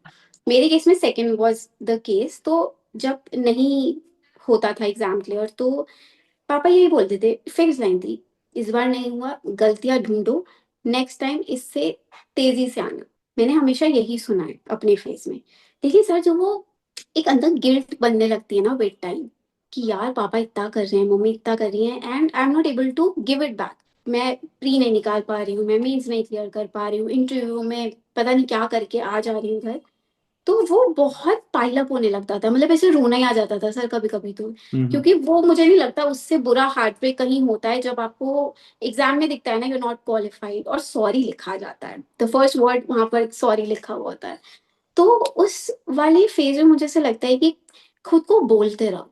अगर आपको ऐसा लगता है ना कि आप कहीं गलती कर रहे हो, कि आपने 100% नहीं दिया, यार वहां तो बैठ के सोच लो कि what you are doing with yourself, with them also. तब आपको एक्चुअली गिल्ट होनी चाहिए कि यार आप घूमने चले गए, आप दोस्ती यारी में लग गए, आपने नेटफ्लिक्स एंड चिल करना ज्यादा इंपॉर्टेंट समझा। ये अगर आपके सेक्शंस हैं तो यार फिर एक्चुअली मेरे को लगता है कि आपको गिल्ट होनी चाहिए। लेकिन अगर आप अपना 100% दे रहे हो तो खुद को बोलो कि यार you are doing it and you will do. थोड़ा सा अपने ऊपर सॉफ्ट रहना। मतलब मैं एक दिन रोती थी, एग्जाम नहीं निकला, मैं एक दिन ऐसा मातम मनाती थी सर कि मतलब मेरी लाइफ में नहीं है कुछ ये वो। लेकिन नेक्स्ट दिन जैसे ही सुबह 4 बजते थे, मैं आगे हो चुकी होती थी और मैंने उसी एक दिन पहले एनालाइज कर लिया होता था कि व्हाट वेंट रॉन्ग, मेरे क्या लूप होल्स थे जहाँ मैंने गलती कर दी कि जिस वजह से आई एम नॉट सेलेक्ट। तो एक्सपेक्टेशंस होंगी, obviously they are investing in you, तो होंगी, प्यार भी है, कंसर्न भी है, आपकी पूरी लाइफ भी, और age is not a number, age गिनती में आता है। तो उस चीज में मुझे लगता है टेल योर सेल्फ दैट अगर आप कर रहे हो तो खुद को प्रेज अंदर से क्या करो कि यार मैं कर रही हूँ, मैं कर रही हूँ and I will do it. तो उस चीज से ही मैं निकल पाती थी क्योंकि पथेट बहुत पथेट, इसलिए नहीं कि आपका एग्जाम नहीं निकला, इसलिए कि यार आपके पेरेंट्स को जब उनसे लोग आगे पूछेंगे ना कि बेटी का हो गया, हम्म। इस बार नहीं हो पाया, तो वो जो उनके माथे पे होता है ना उससे, वो बहुत हर्ट कर, क्या करते हैं ऐसा। बट मेहनत करते रहने से ऐसे थोड़ा सा ना सेल्फ सेटिस्फेक्शन रहती है कि यार मैं मेहनत तो कर रही हूँ, मैं हम्म। गलतियां ढूंढती हूँ, फिर मैं फिर करूंगी। Yes. कई बच्चे ना क्या करते हैं ना, अपने आप को एक इल्यूजन में रखे रखते हैं। उनको लगता है कि वो जो पढ़ाई कर रहे हैं वो एक्चुअल में पढ़ाई कर रहे हैं। कई बार पढ़ाई हो रही होती है, कई बार दिखाने के लिए पढ़ाई हो रही होती है।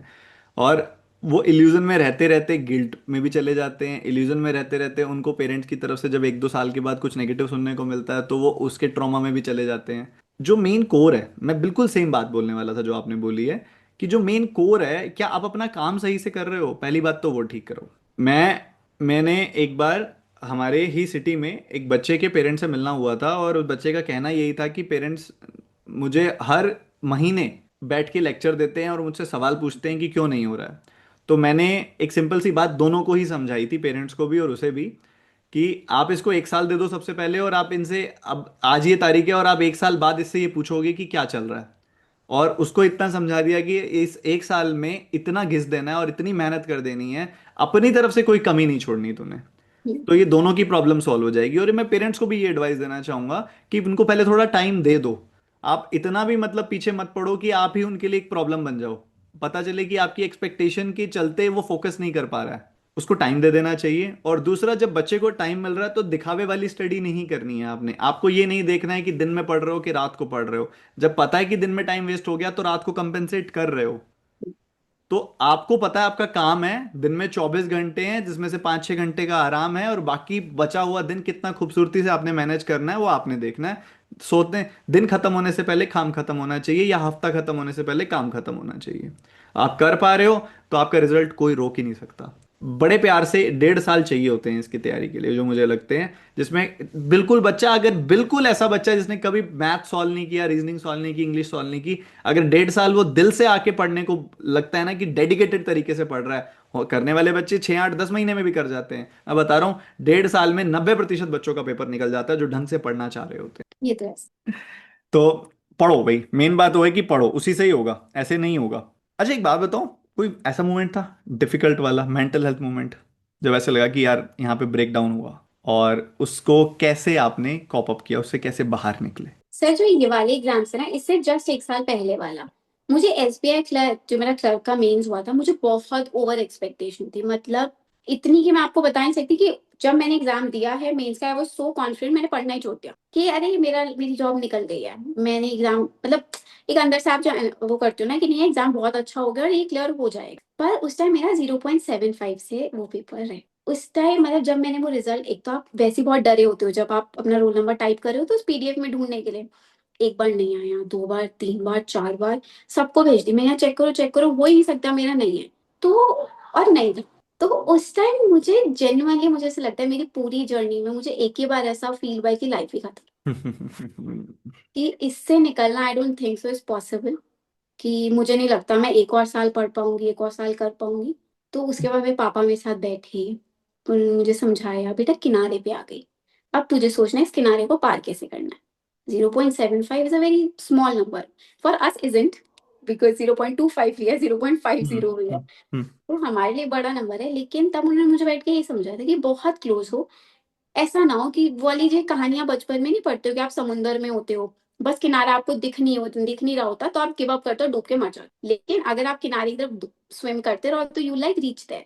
तो वो वाला एक टाइम ऐसा आया था जहां मुझे लगा था कि यार इतना करने के बाद नहीं हुआ तो मुझे नहीं लगता कान्हा जी मुझे देना चाहते। तब मेरे पापा ने मुझे बोला था कि बेटा भगवान जी का एक सिंपल सा लॉजिक है, मैं उसे दे दूंगा जो मेहनत करेगा, आज तेरे से ज्यादा कोई मेहनत करेगा और वो ले गया, कल जब अगला आएगा रिजल्ट तब तेरी मेहनत होगी और ये तब तेरे पास होगा, तब कोई और बच्चा बोलेगा कि यार किसी और ने मेहनत करी और ले गया।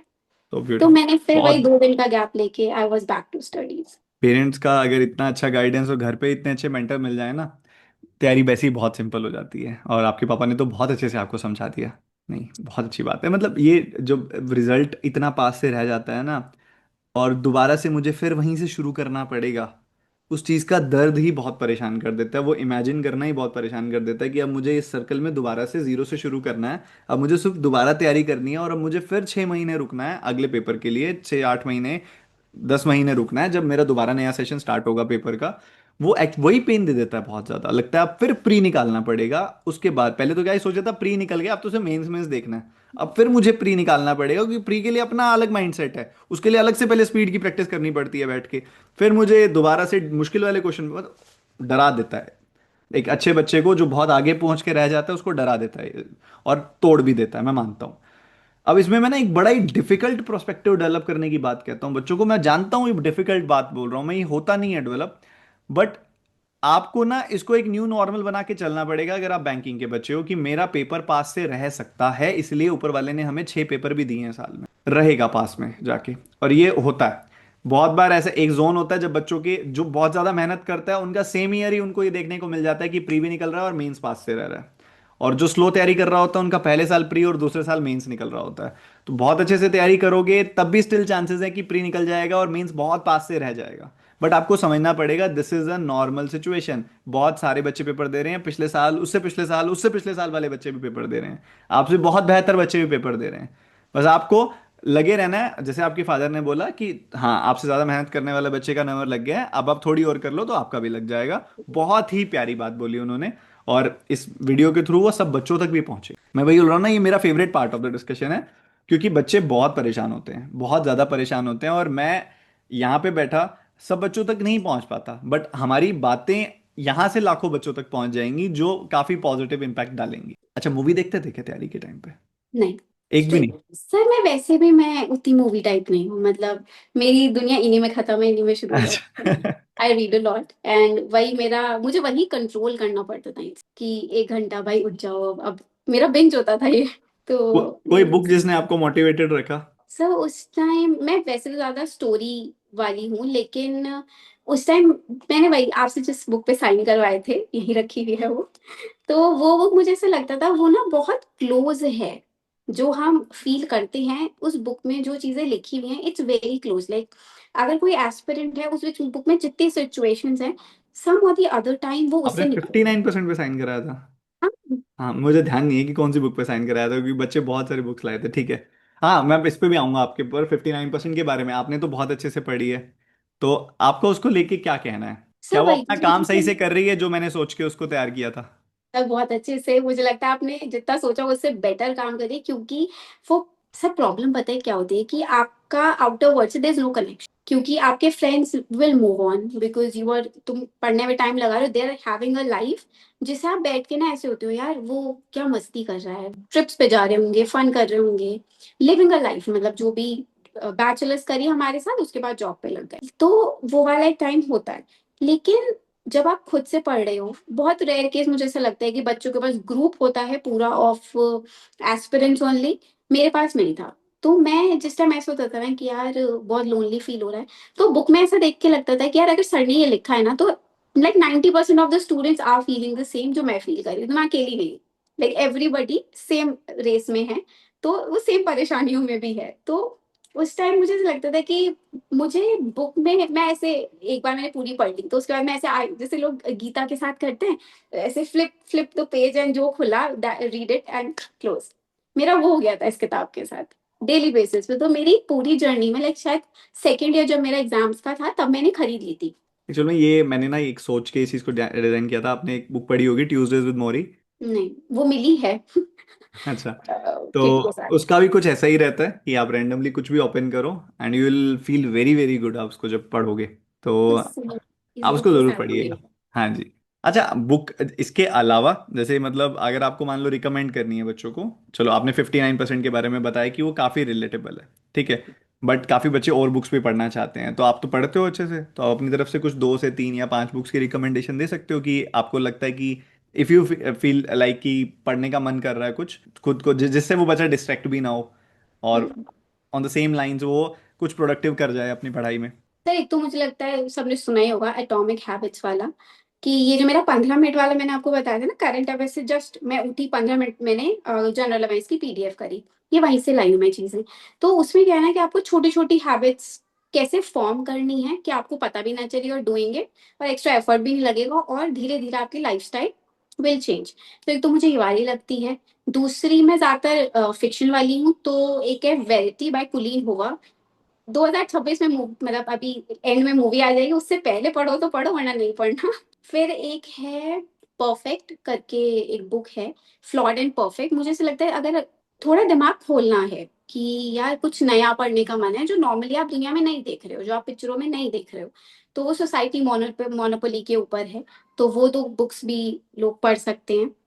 बाकी सॉफ्ट रीड में मैं खुद भी कहूंगी कि मैं बहुत परेशान हूँ, तो मत पढ़ो। जो होते भी ये सॉफ्ट रीड वाली बुक्स होती है ना कि वो पन्ने पलटते जाते हैं। और एक और बुक है सर, पैलेस ऑफ इल्यूशन, उसको आप एक दिन में नहीं खत्म मुझे ये करेंगे। किसी और ने भी रिकमेंड की थी पढ़ने के लिए। ये सर मुझे जेन्युइनली लगता है कि ये बहुत, एटलीस्ट लड़कियों को तो पक्का ही पढ़नी चाहिए, वैसे तो लड़कों को भी, पर ठीक है सबको पढ़नी चाहिए। मतलब ये बुक बहुत ऐसी नहीं है कि एक दो दिन में निपटा दोगे, आप थोड़ा थोड़ा थोड़ा थोड़ा डेली पढ़ो। और एक और बुक है द मनी गाइड, अभी रिसेंटली मैंने वही खत्म करी है। तो ये वाली बुक्स मुझे लगता है कि ऐसी भी नहीं है कि आपको डिस्ट्रैक्ट करेंगी, बट थोड़ा वो वंस इन अ वाइल, मतलब यू फील लाइक कि पढ़ाई से कुछ अलग करना है तो थोड़ा सा अलग करने की बजाय। 10 पेजेस अ डे वाला सर सब। नहीं, मूवीज से बेटर मैं बुक्स मानता हूँ, क्योंकि मूवीज में ना वो जो अभी जो करंटली जो सब मूवीज अभी आ रही हैं, या बच्चा अगर बिना रिसर्च किए कोई रैंडम मूवी देख रहा है ना, वो it stucks into the mind, वो रहेगी, कुछ टाइम तक रहेगी, वो फिर पढ़ाई में वो भी दिमाग में वही थॉट्स रहेंगे, वो थोड़ा प्रॉब्लम क्रिएट कर जाती है बुक्स में।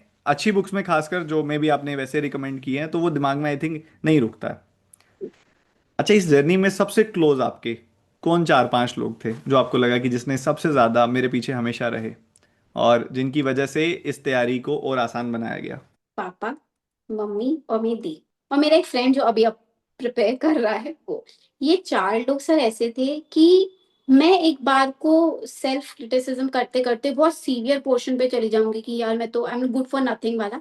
बट दीज पीपल वर्क, यार वी ट्रस्ट यू, हम देखो करते हुए देख रहे हैं, हम तुझे सुबह 4 बजे ठंड में जनवरी में सारे गेट खोलते पड़ते हुए देख रहे हैं कि तू सोना जाए ठंडी से। तो ये लोग होते थे ना जो मेरी छोटी छोटी चीजें जो मैं करती थी ना, ओवर प्रेज होता था, गलत करती थी तो डांट भी सर पूरी खाई है मैंने। पर मुझे ऐसे लगता था ये वो चार पिलर्स थे जिस पे अब मेरी नौकरी आ जाएगी। मतलब हर टाइम कि दो मोमेंट आई फील लो, या दो मोमेंट मैं कुछ गलती कर रही हूँ, जैसे यार कि अब 2-3 घंटे में पढ़ी जा रही हूँ novel, it will help me in the reading वाला पोर्शन, पर ये मेरा पेपर नहीं निकाले। ये सर्दी में जो दरवाजा खोल के पढ़ने वाला था उसके लिए एक हाई फाइव। मैं आपको बताता हूँ क्यों। जब मैं पढ़ता था, जब मेरा पढ़ाई का टाइम था, तब क्या होता था, जैसे मैं लाइब्रेरी जाता था, तो जून का महीना है, लाइब्रेरी में ठंडा एसी चल रहा है एकदम, तो 2 से 3 घंटों के बाद नींद आने लगती थी, और ऐसे होने लगता था कि अब तो सो ही जाना चाहिए, कितना थका हुआ फील कर रहा हूँ मैं क्या करता था, अपने बाइक उठाई, घर आया, घर पे आया, पंखा बंद किया, नॉर्मल, दरवाजा खोला हल्का सा ऐसे, कि मौसम ऐसा हो गया अंदर कि कोई सो ही नहीं सकता, पसीना आ रहा है, नहीं सो सकता। मैंने कहा अब नींद नहीं आ रही, फिर निकलते थे 4-4 5-5 घंटे की लंबी सिटिंग, क्यों अब नींद आएगी नहीं मुझे। और मुझे सुबह उठ के बच्चे बोल रहे हैं कि सर बड़ी सुस्ती चढ़ रही है, बड़ी नींद आ रही है। मैंने कहा अभी टाइम लगेगा तुम्हें बेटा। अभी आओ धीरे सवा धीरे। सात 7:30 बजे की क्लास में तुम्हें अगर लग रहा है कि नींद आ रही है, तो अभी टाइम लगेगा बेटा। क्योंकि ये तो बस चीजें आपको डिसाइड करना पड़ेगा, you have to understand your body first, कुछ भी करने से पहले कि कैसे काम करती है। उसको कंफर्ट मिलेगा, वो सोएगी, उसको सबसे पहला काम वही आता है, आराम करना है उसने। और दिमाग तो थक ही रहा है ना, चाहे आप बैठे हो एक जगह पे, तो वो सोने का मन करता है थोड़ी देर बाद। आपको कंफर्ट स्पेस छोड़ना पड़ेगा। मैं खड़े होके पढ़ता था जब मुझे लगता था कि अब नींद आ रही है, बैठे बैठे नींद आ रही है। कई बार, कहीं जैसे अब ये मौसम है, इस समय पे कोई पंखे की जरूरत नहीं होती, कोई एसी की जरूरत नहीं हाँ। होती। इस मौसम में नॉर्मली भी आप 3-4 घंटे बाद सुस्त फील करने लग जाओगे। मैं खड़े होके पढ़ता था, फिर मैंने कहा खड़े हाँ। खड़े तो नहीं सोऊंगा, तो खड़े होके पढ़ लिया, ठीक है, हम्म। या फिर अलग ऐसे अनकंफर्टेबल पोस्चर में बैठ के पढ़ लिया जिसमें नींद तो आ ही नहीं सकती। तो आपको पहले समझना पड़ेगा कि आपकी बॉडी काम कैसे करती है, तभी आप पढ़ पाओगे, नहीं तो पढ़ ही नहीं पाओगे। और सर कंफर्ट जोन तो छोड़ना ही पड़े, वरना लाखों बच्चा जिस नौकरी के पीछे है वो फिर सबके पास ही होती। हम्म आपको दर्द तो लेना पड़ेगा कि लेना पड़े, आप।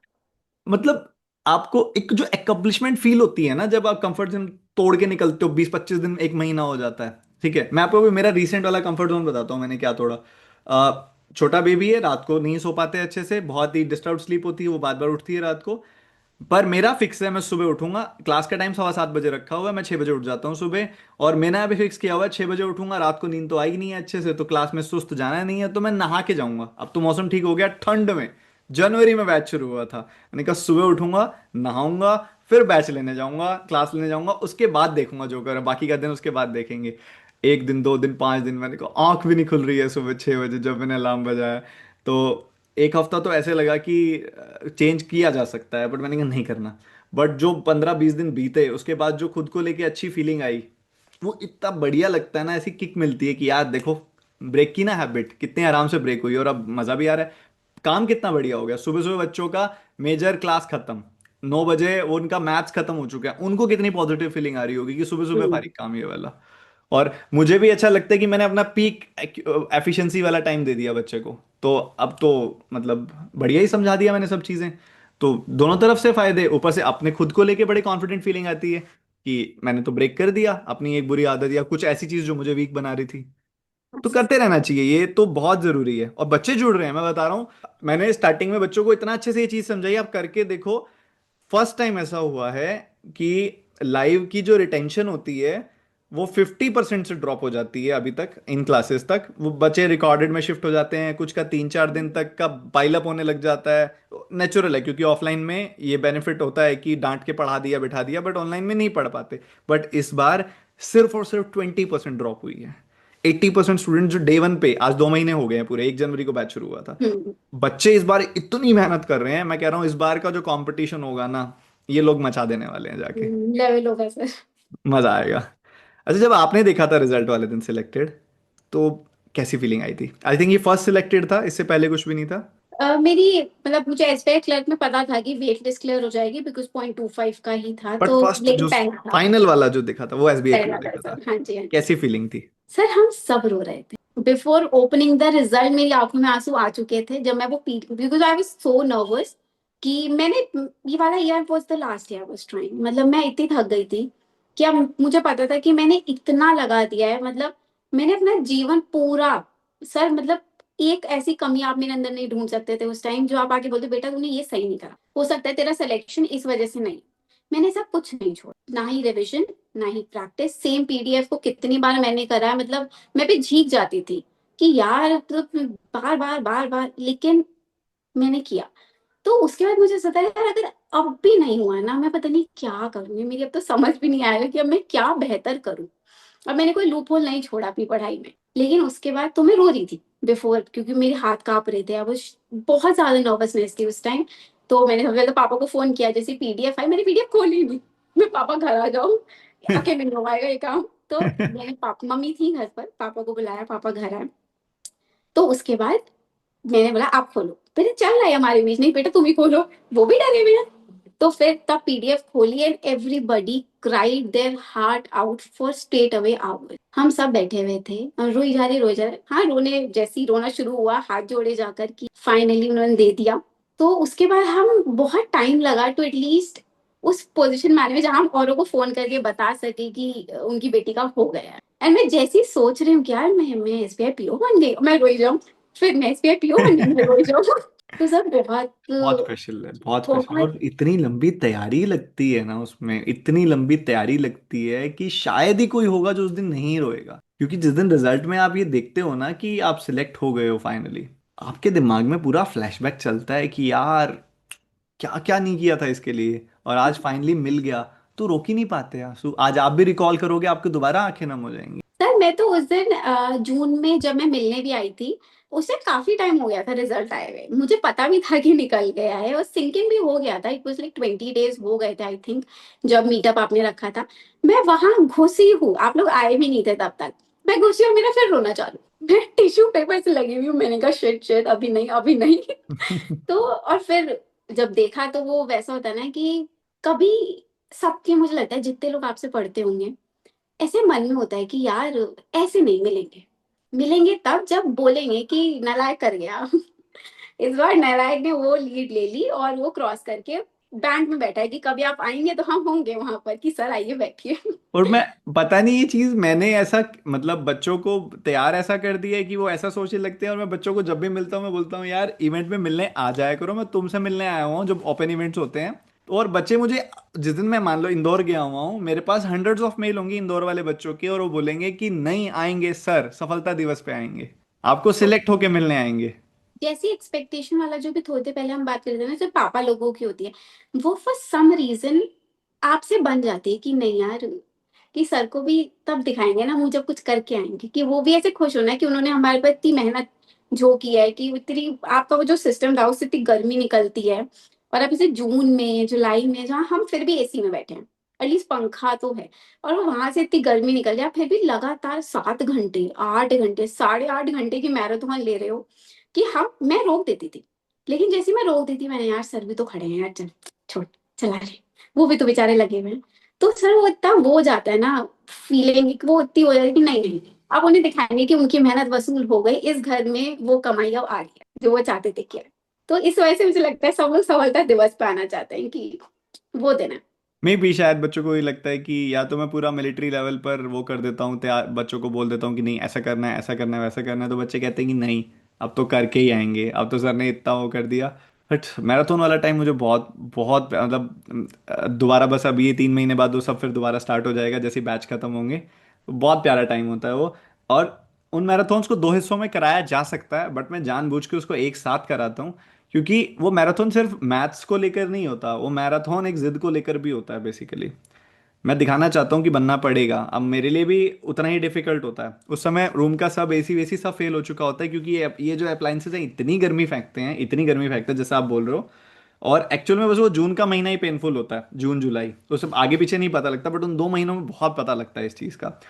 और आई वुड से कि चलेगा, जैसा भी है चलेगा, क्योंकि ये लोग भी सब नहीं बैठे हैं एसी में। और ये लोग भी पता नहीं कितनी दूर से, कई बच्चे 20-20 किलोमीटर का ट्रेवल करके सिटी में जाते हैं लाइब्रेरी में, कई लोग पता नहीं 15-15 20-20 मिनट की गर्मी में वॉक करके जाते हैं। पेपर में आप लोग कितना परेशान होके इतनी गर्मी में पहुंचते हो, पेपर शुरू ही जून जुलाई अगस्त में होते हैं, जुलाई अगस्त में होते हैं, आप लोग कर रहे हो। मैं चलो उतना ज्यादा वेदर एक्सपोजर नहीं मैं ले रहा, बट एटलीस्ट मैं रिलेट तो कर पा रहा हूँ ना कि वो बच्चा भी तो कर ही रहा है। तो ये चीजें मुझे थोड़ा बहुत मोटिवेट कर देती हैं उस पॉइंट पे कि नहीं इसको 2 टुकड़ों में नहीं करना है, क्योंकि मैं बहुत चीजें इस चीज, बच्चा कितना स्ट्रांग बन जाएगा कि अगर ये टीचर कर पा रहा है तो हम क्यों नहीं कर पा रहे हैं, हम लगातार क्यों नहीं बैठ पा रहे हैं, हम 2 घंटे की सीटिंग में क्यों थक रहे हैं अगर ये 6 घंटे की क्लास में नहीं थक रहे हैं। तो इंपॉर्टेंट हो जाता है वो उस तरीके से रखना।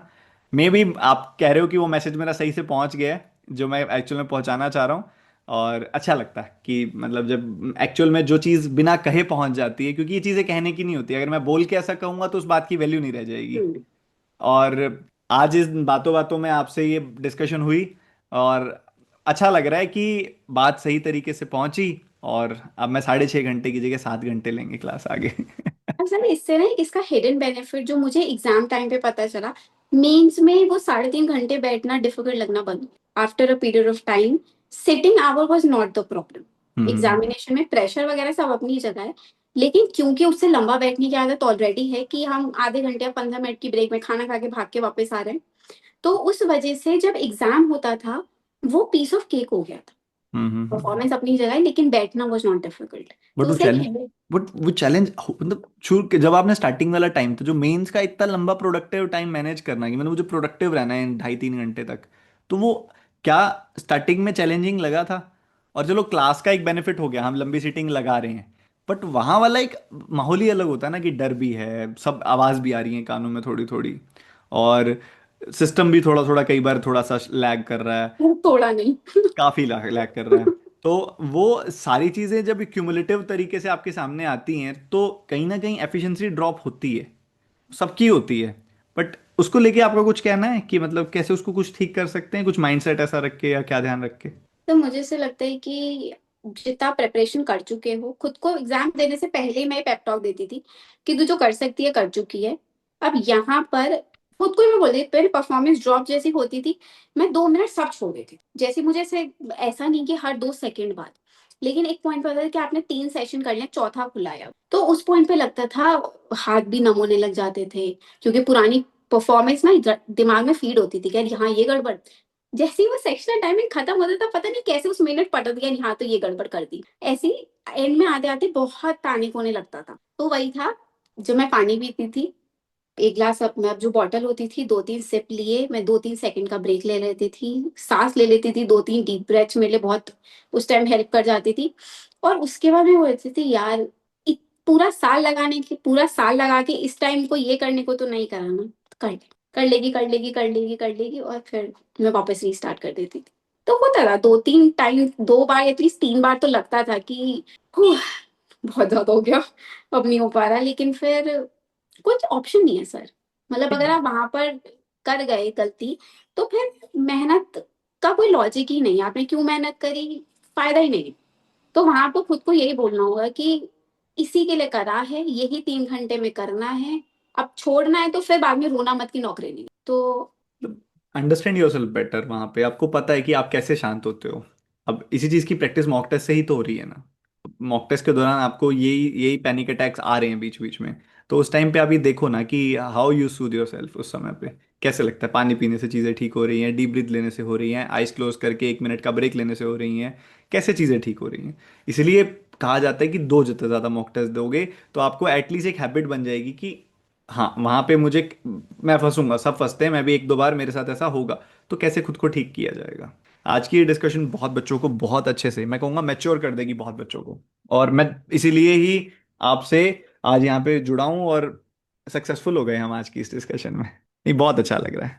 और अच्छा एक बात हो, जो पुरानी पूर्वी थी, पुराना योर पास्ट सेल्फ, अगर उसको आज आपको एक पीछे मुड़ के एक एडवाइस देनी है, नॉट रिगार्डिंग कि सिर्फ बैंक के पेपर्स को लेके कुछ भी, तो क्या एडवाइस दोगे आप उसको? कि मोमेंट में लाइफ को ले, मतलब इतना फ्यूचर डिपेंडेंट मत हो कि ठीक है यार, सब समय हो, जैसे ही समय आता जाएगा तू करती रहे जस्ट। उस टाइम मैं उस टाइप की बच्ची थी कि किसी को ये ना लग जाए, पापा मम्मी को ये ना लगे दे इन्वेस्टिंग बहुत, मतलब उनका मैं जितना वो ट्रस्ट दे रहे हैं, फ्रीडम दे रहे हैं, क्योंकि मेरी फैमिली से कभी प्रॉब्लम्स, मतलब मेरे लिए कभी वो कंसर्निंग नहीं था कि यार मुझे लोग समझ नहीं रहे, फैमिली नहीं समझ रही, मुझे बाहर जाके लोगों पे डिपेंड होना पड़ेगा कि यार तुम मुझे समझो, ये लोग नहीं समझ रहे, ऐसा नहीं था। तो उस टाइम बहुत ही वाली चीज होती थी कि यार यहाँ पर मैं कुछ गड़बड़ ना करे, तो वो यही कि यार कर लेगी, मोमेंट में रहे, लेट इट बी, और होता चला जाएगा भाई। टाइम की ना वैल्यू बहुत ज़्यादा मतलब वो है कि ये, मतलब एक ना बहुत प्यारी लाइन मैंने कहीं पढ़ी थी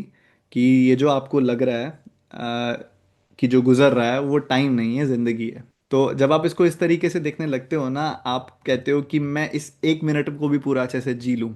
आज का मेरे पास जो दिन के 12, अभी मैं मान लो 10 बजे सो रहा हूँ, तो मेरे पास जो अभी 2-2.5 घंटे पड़े हैं कि लेट्स सी क्या किया जा सकता है इसमें। तो क्या मतलब, जरूरी नहीं है कि वो मैं मेहनत को लेकर ही कह रहा हूँ, बट जी लूँ किसी तरीके से, चाहे कुछ अच्छा करके जी लूँ, चाहे कुछ पढ़ के, चाहे कुछ बना के, चाहे कुछ खा के, चाहे किसी के साथ एक अच्छा टाइम स्पेंड करके। एटलीस्ट उसको रील्स में तो ना निकालूं एटलीस्ट। मैं। तो बस। चलिए, मन नहीं कर रहा but we have to end this conversation. बहुत लंबी बातचीत हो गई है। बट एक लास्ट बात कि assume you have a sibling जो अभी आपके पास बैठा है इस समय, and they are starting the preparation, और आपको पता है कि स्टार्टिंग के 3 महीने बहुत भारी होने वाले हैं। सो आप उसको एक बार में बोल के कैसे समझाओगी कि बैंक की तैयारी कैसे करनी है। Not talking about subjects, I am talking about कि कैसे करनी है। साइकोलॉजिकली चैलेंजेस बहुत आएंगे अभी, 3-4 महीने क्वेश्चंस नहीं निकलेंगे। सो इस तरीके से आप उसको क्या समझाने वाले हो? तो मैं उसको बस यही बोलूंगी कि कंसिस्टेंसी इकलौती ऐसी चीज है जो सबका एग्जाम निकलवाती है, नॉट जस्ट मी। तो 4 महीने किसी को ही कुछ नहीं आता, not, it is not happening just with you, everybody whose gonna crack the exam on that day, जब ये पेपर आएंगे, सबकी स्थिति इन 4 महीने यही है। सब रो रहे हैं, सब परेशान हैं, सबको टाइम प्रॉब्लम हो रहा है, सबको ऐसा लग रहा है कि और बच्चे अच्छे नहीं। अपने पे फोकस करो, बस ये है कि जब रात में सोने जाओ यू शुड बी सेटिस्फाइड कि यार मेरे पास इतना ही था और मैंने इतना लगा दिया। तो रोज पढ़ो। मैं कह रही हूँ किसी दिन ऐसा है कि यार मेरे घर में तो शादी है, 1 घंटा पढ़, पर वो जो लूप है ना उसको टूटने मत दो कि यार फला दिन तो मैं पढ़ा ही नहीं, वो होने मत दो। और किसी के यहाँ होता है कि कभी कभी आपकी लाइफ ऐसे लेमन्स देती है कि आप नहीं कर पाते हो, कवर इट। संडे को खुद को बोला है उस दिन का भुगतान आज भर रहा हूँ, वो 2 घंटे कम सोकर करो। तो रोज करो, हो जाता है। अब मुझे लग रहा है कि हाँ, तब मुझे किसी ने अगर बोला होता तो यही कहा होता कि यार सब इस टाइम इसी लूप में हैं, सब ऑनलाइन स्टडीज में तो खास तौर से, there is no connection to the outside world, as such, क्योंकि लोगों को नहीं समझेगा। क्या मैं अभी भी मैथ रीजनिंग इंग्लिश कर रहा हूँ? भाई मैं टेंथ में कर, यही बोलती थी सर कि मैं टेंथ में करके छोड़ा है, तो भी तक पढ़ रहा है। तो जितने भी तुम्हें ऐसा लगता है टॉक्सिक ट्रेट है, हट लो। It's okay, let people go, let everything go. अपनी मेहनत पे फोकस करो और रोज पढ़ो। थोड़ा सा डिसिप्लिन लाओ, थोड़ी सी कंसिस्टेंसी पे काम करो, हो जाए, हो जाएगा। सिंप्लीफाई नहीं करते कई बच्चे अपनी ज़िंदगी को ना, बहुत कॉम्प्लिकेट बना के रखते हैं। और मतलब हम भी शायद कभी इस तरह से थे, आज से 5 साल पहले, 10 साल पहले, कि जब हमें हर एक पर्सन की बात बॉदर करती थी, और रैंडमली भी कोई आके हमें जज करके कुछ बोल जाता था तो हमें वो दिमाग में रह ही जाता था। बट पिछले कुछ सालों में पता नहीं ये ट्रांजिशन एकदम से आया या आराम आराम से आया, मेरी ज़िंदगी में तो पर्सनली ये ट्रांजिशन बहुत अच्छा मैं इंजॉय कर पा रहा हूँ। और आई फील वेरी लाइट कि जब मेरे आसपास मुझे सिर्फ वही लोग चाहिए जो मेरे साथ, जिनका माइंडसेट मैच हो रहा है और जो कायदे से सही बात कर रहे हैं। ऐसे लोग मुझे नहीं चाहिए जो अपनी सोच को, चाहे वो सही है या गलत है, वो रख रहे हैं बिना सोचे समझे कि उनकी उस बात से किसी के दिमाग पर या किसी की मे भी उस पूरे दिन पर क्या इम्पैक्ट पड़ने वाला है। ऐसे लोगों से कट ऑफ कर देना चाहिए मेरे हिसाब से, क्योंकि जिंदगी आपकी है और आपको जिम्मेदारी लेनी है आपकी जिंदगी की। चाहे कुछ भी लाइफ में हो जाए आपके लिए, आप हमेशा प्रायोरिटी में रहोगे। हम्म। प्रायोरिटाइज योर सेल्फ, उसके बाद बाकी सब चीजें, क्योंकि अगर आप खुद को भी नहीं प्रायोरिटाइज कर पा रहे तो आप किसी और को भी नहीं कर पाओगे। पर सर आपके पास सबसे महंगी चीज इज योर एनर्जी। तो think wisely before giving it to anyone, कि सोच समझ के बहुत। बहुत अच्छा लगा पूर्वी आपके साथ बात करके।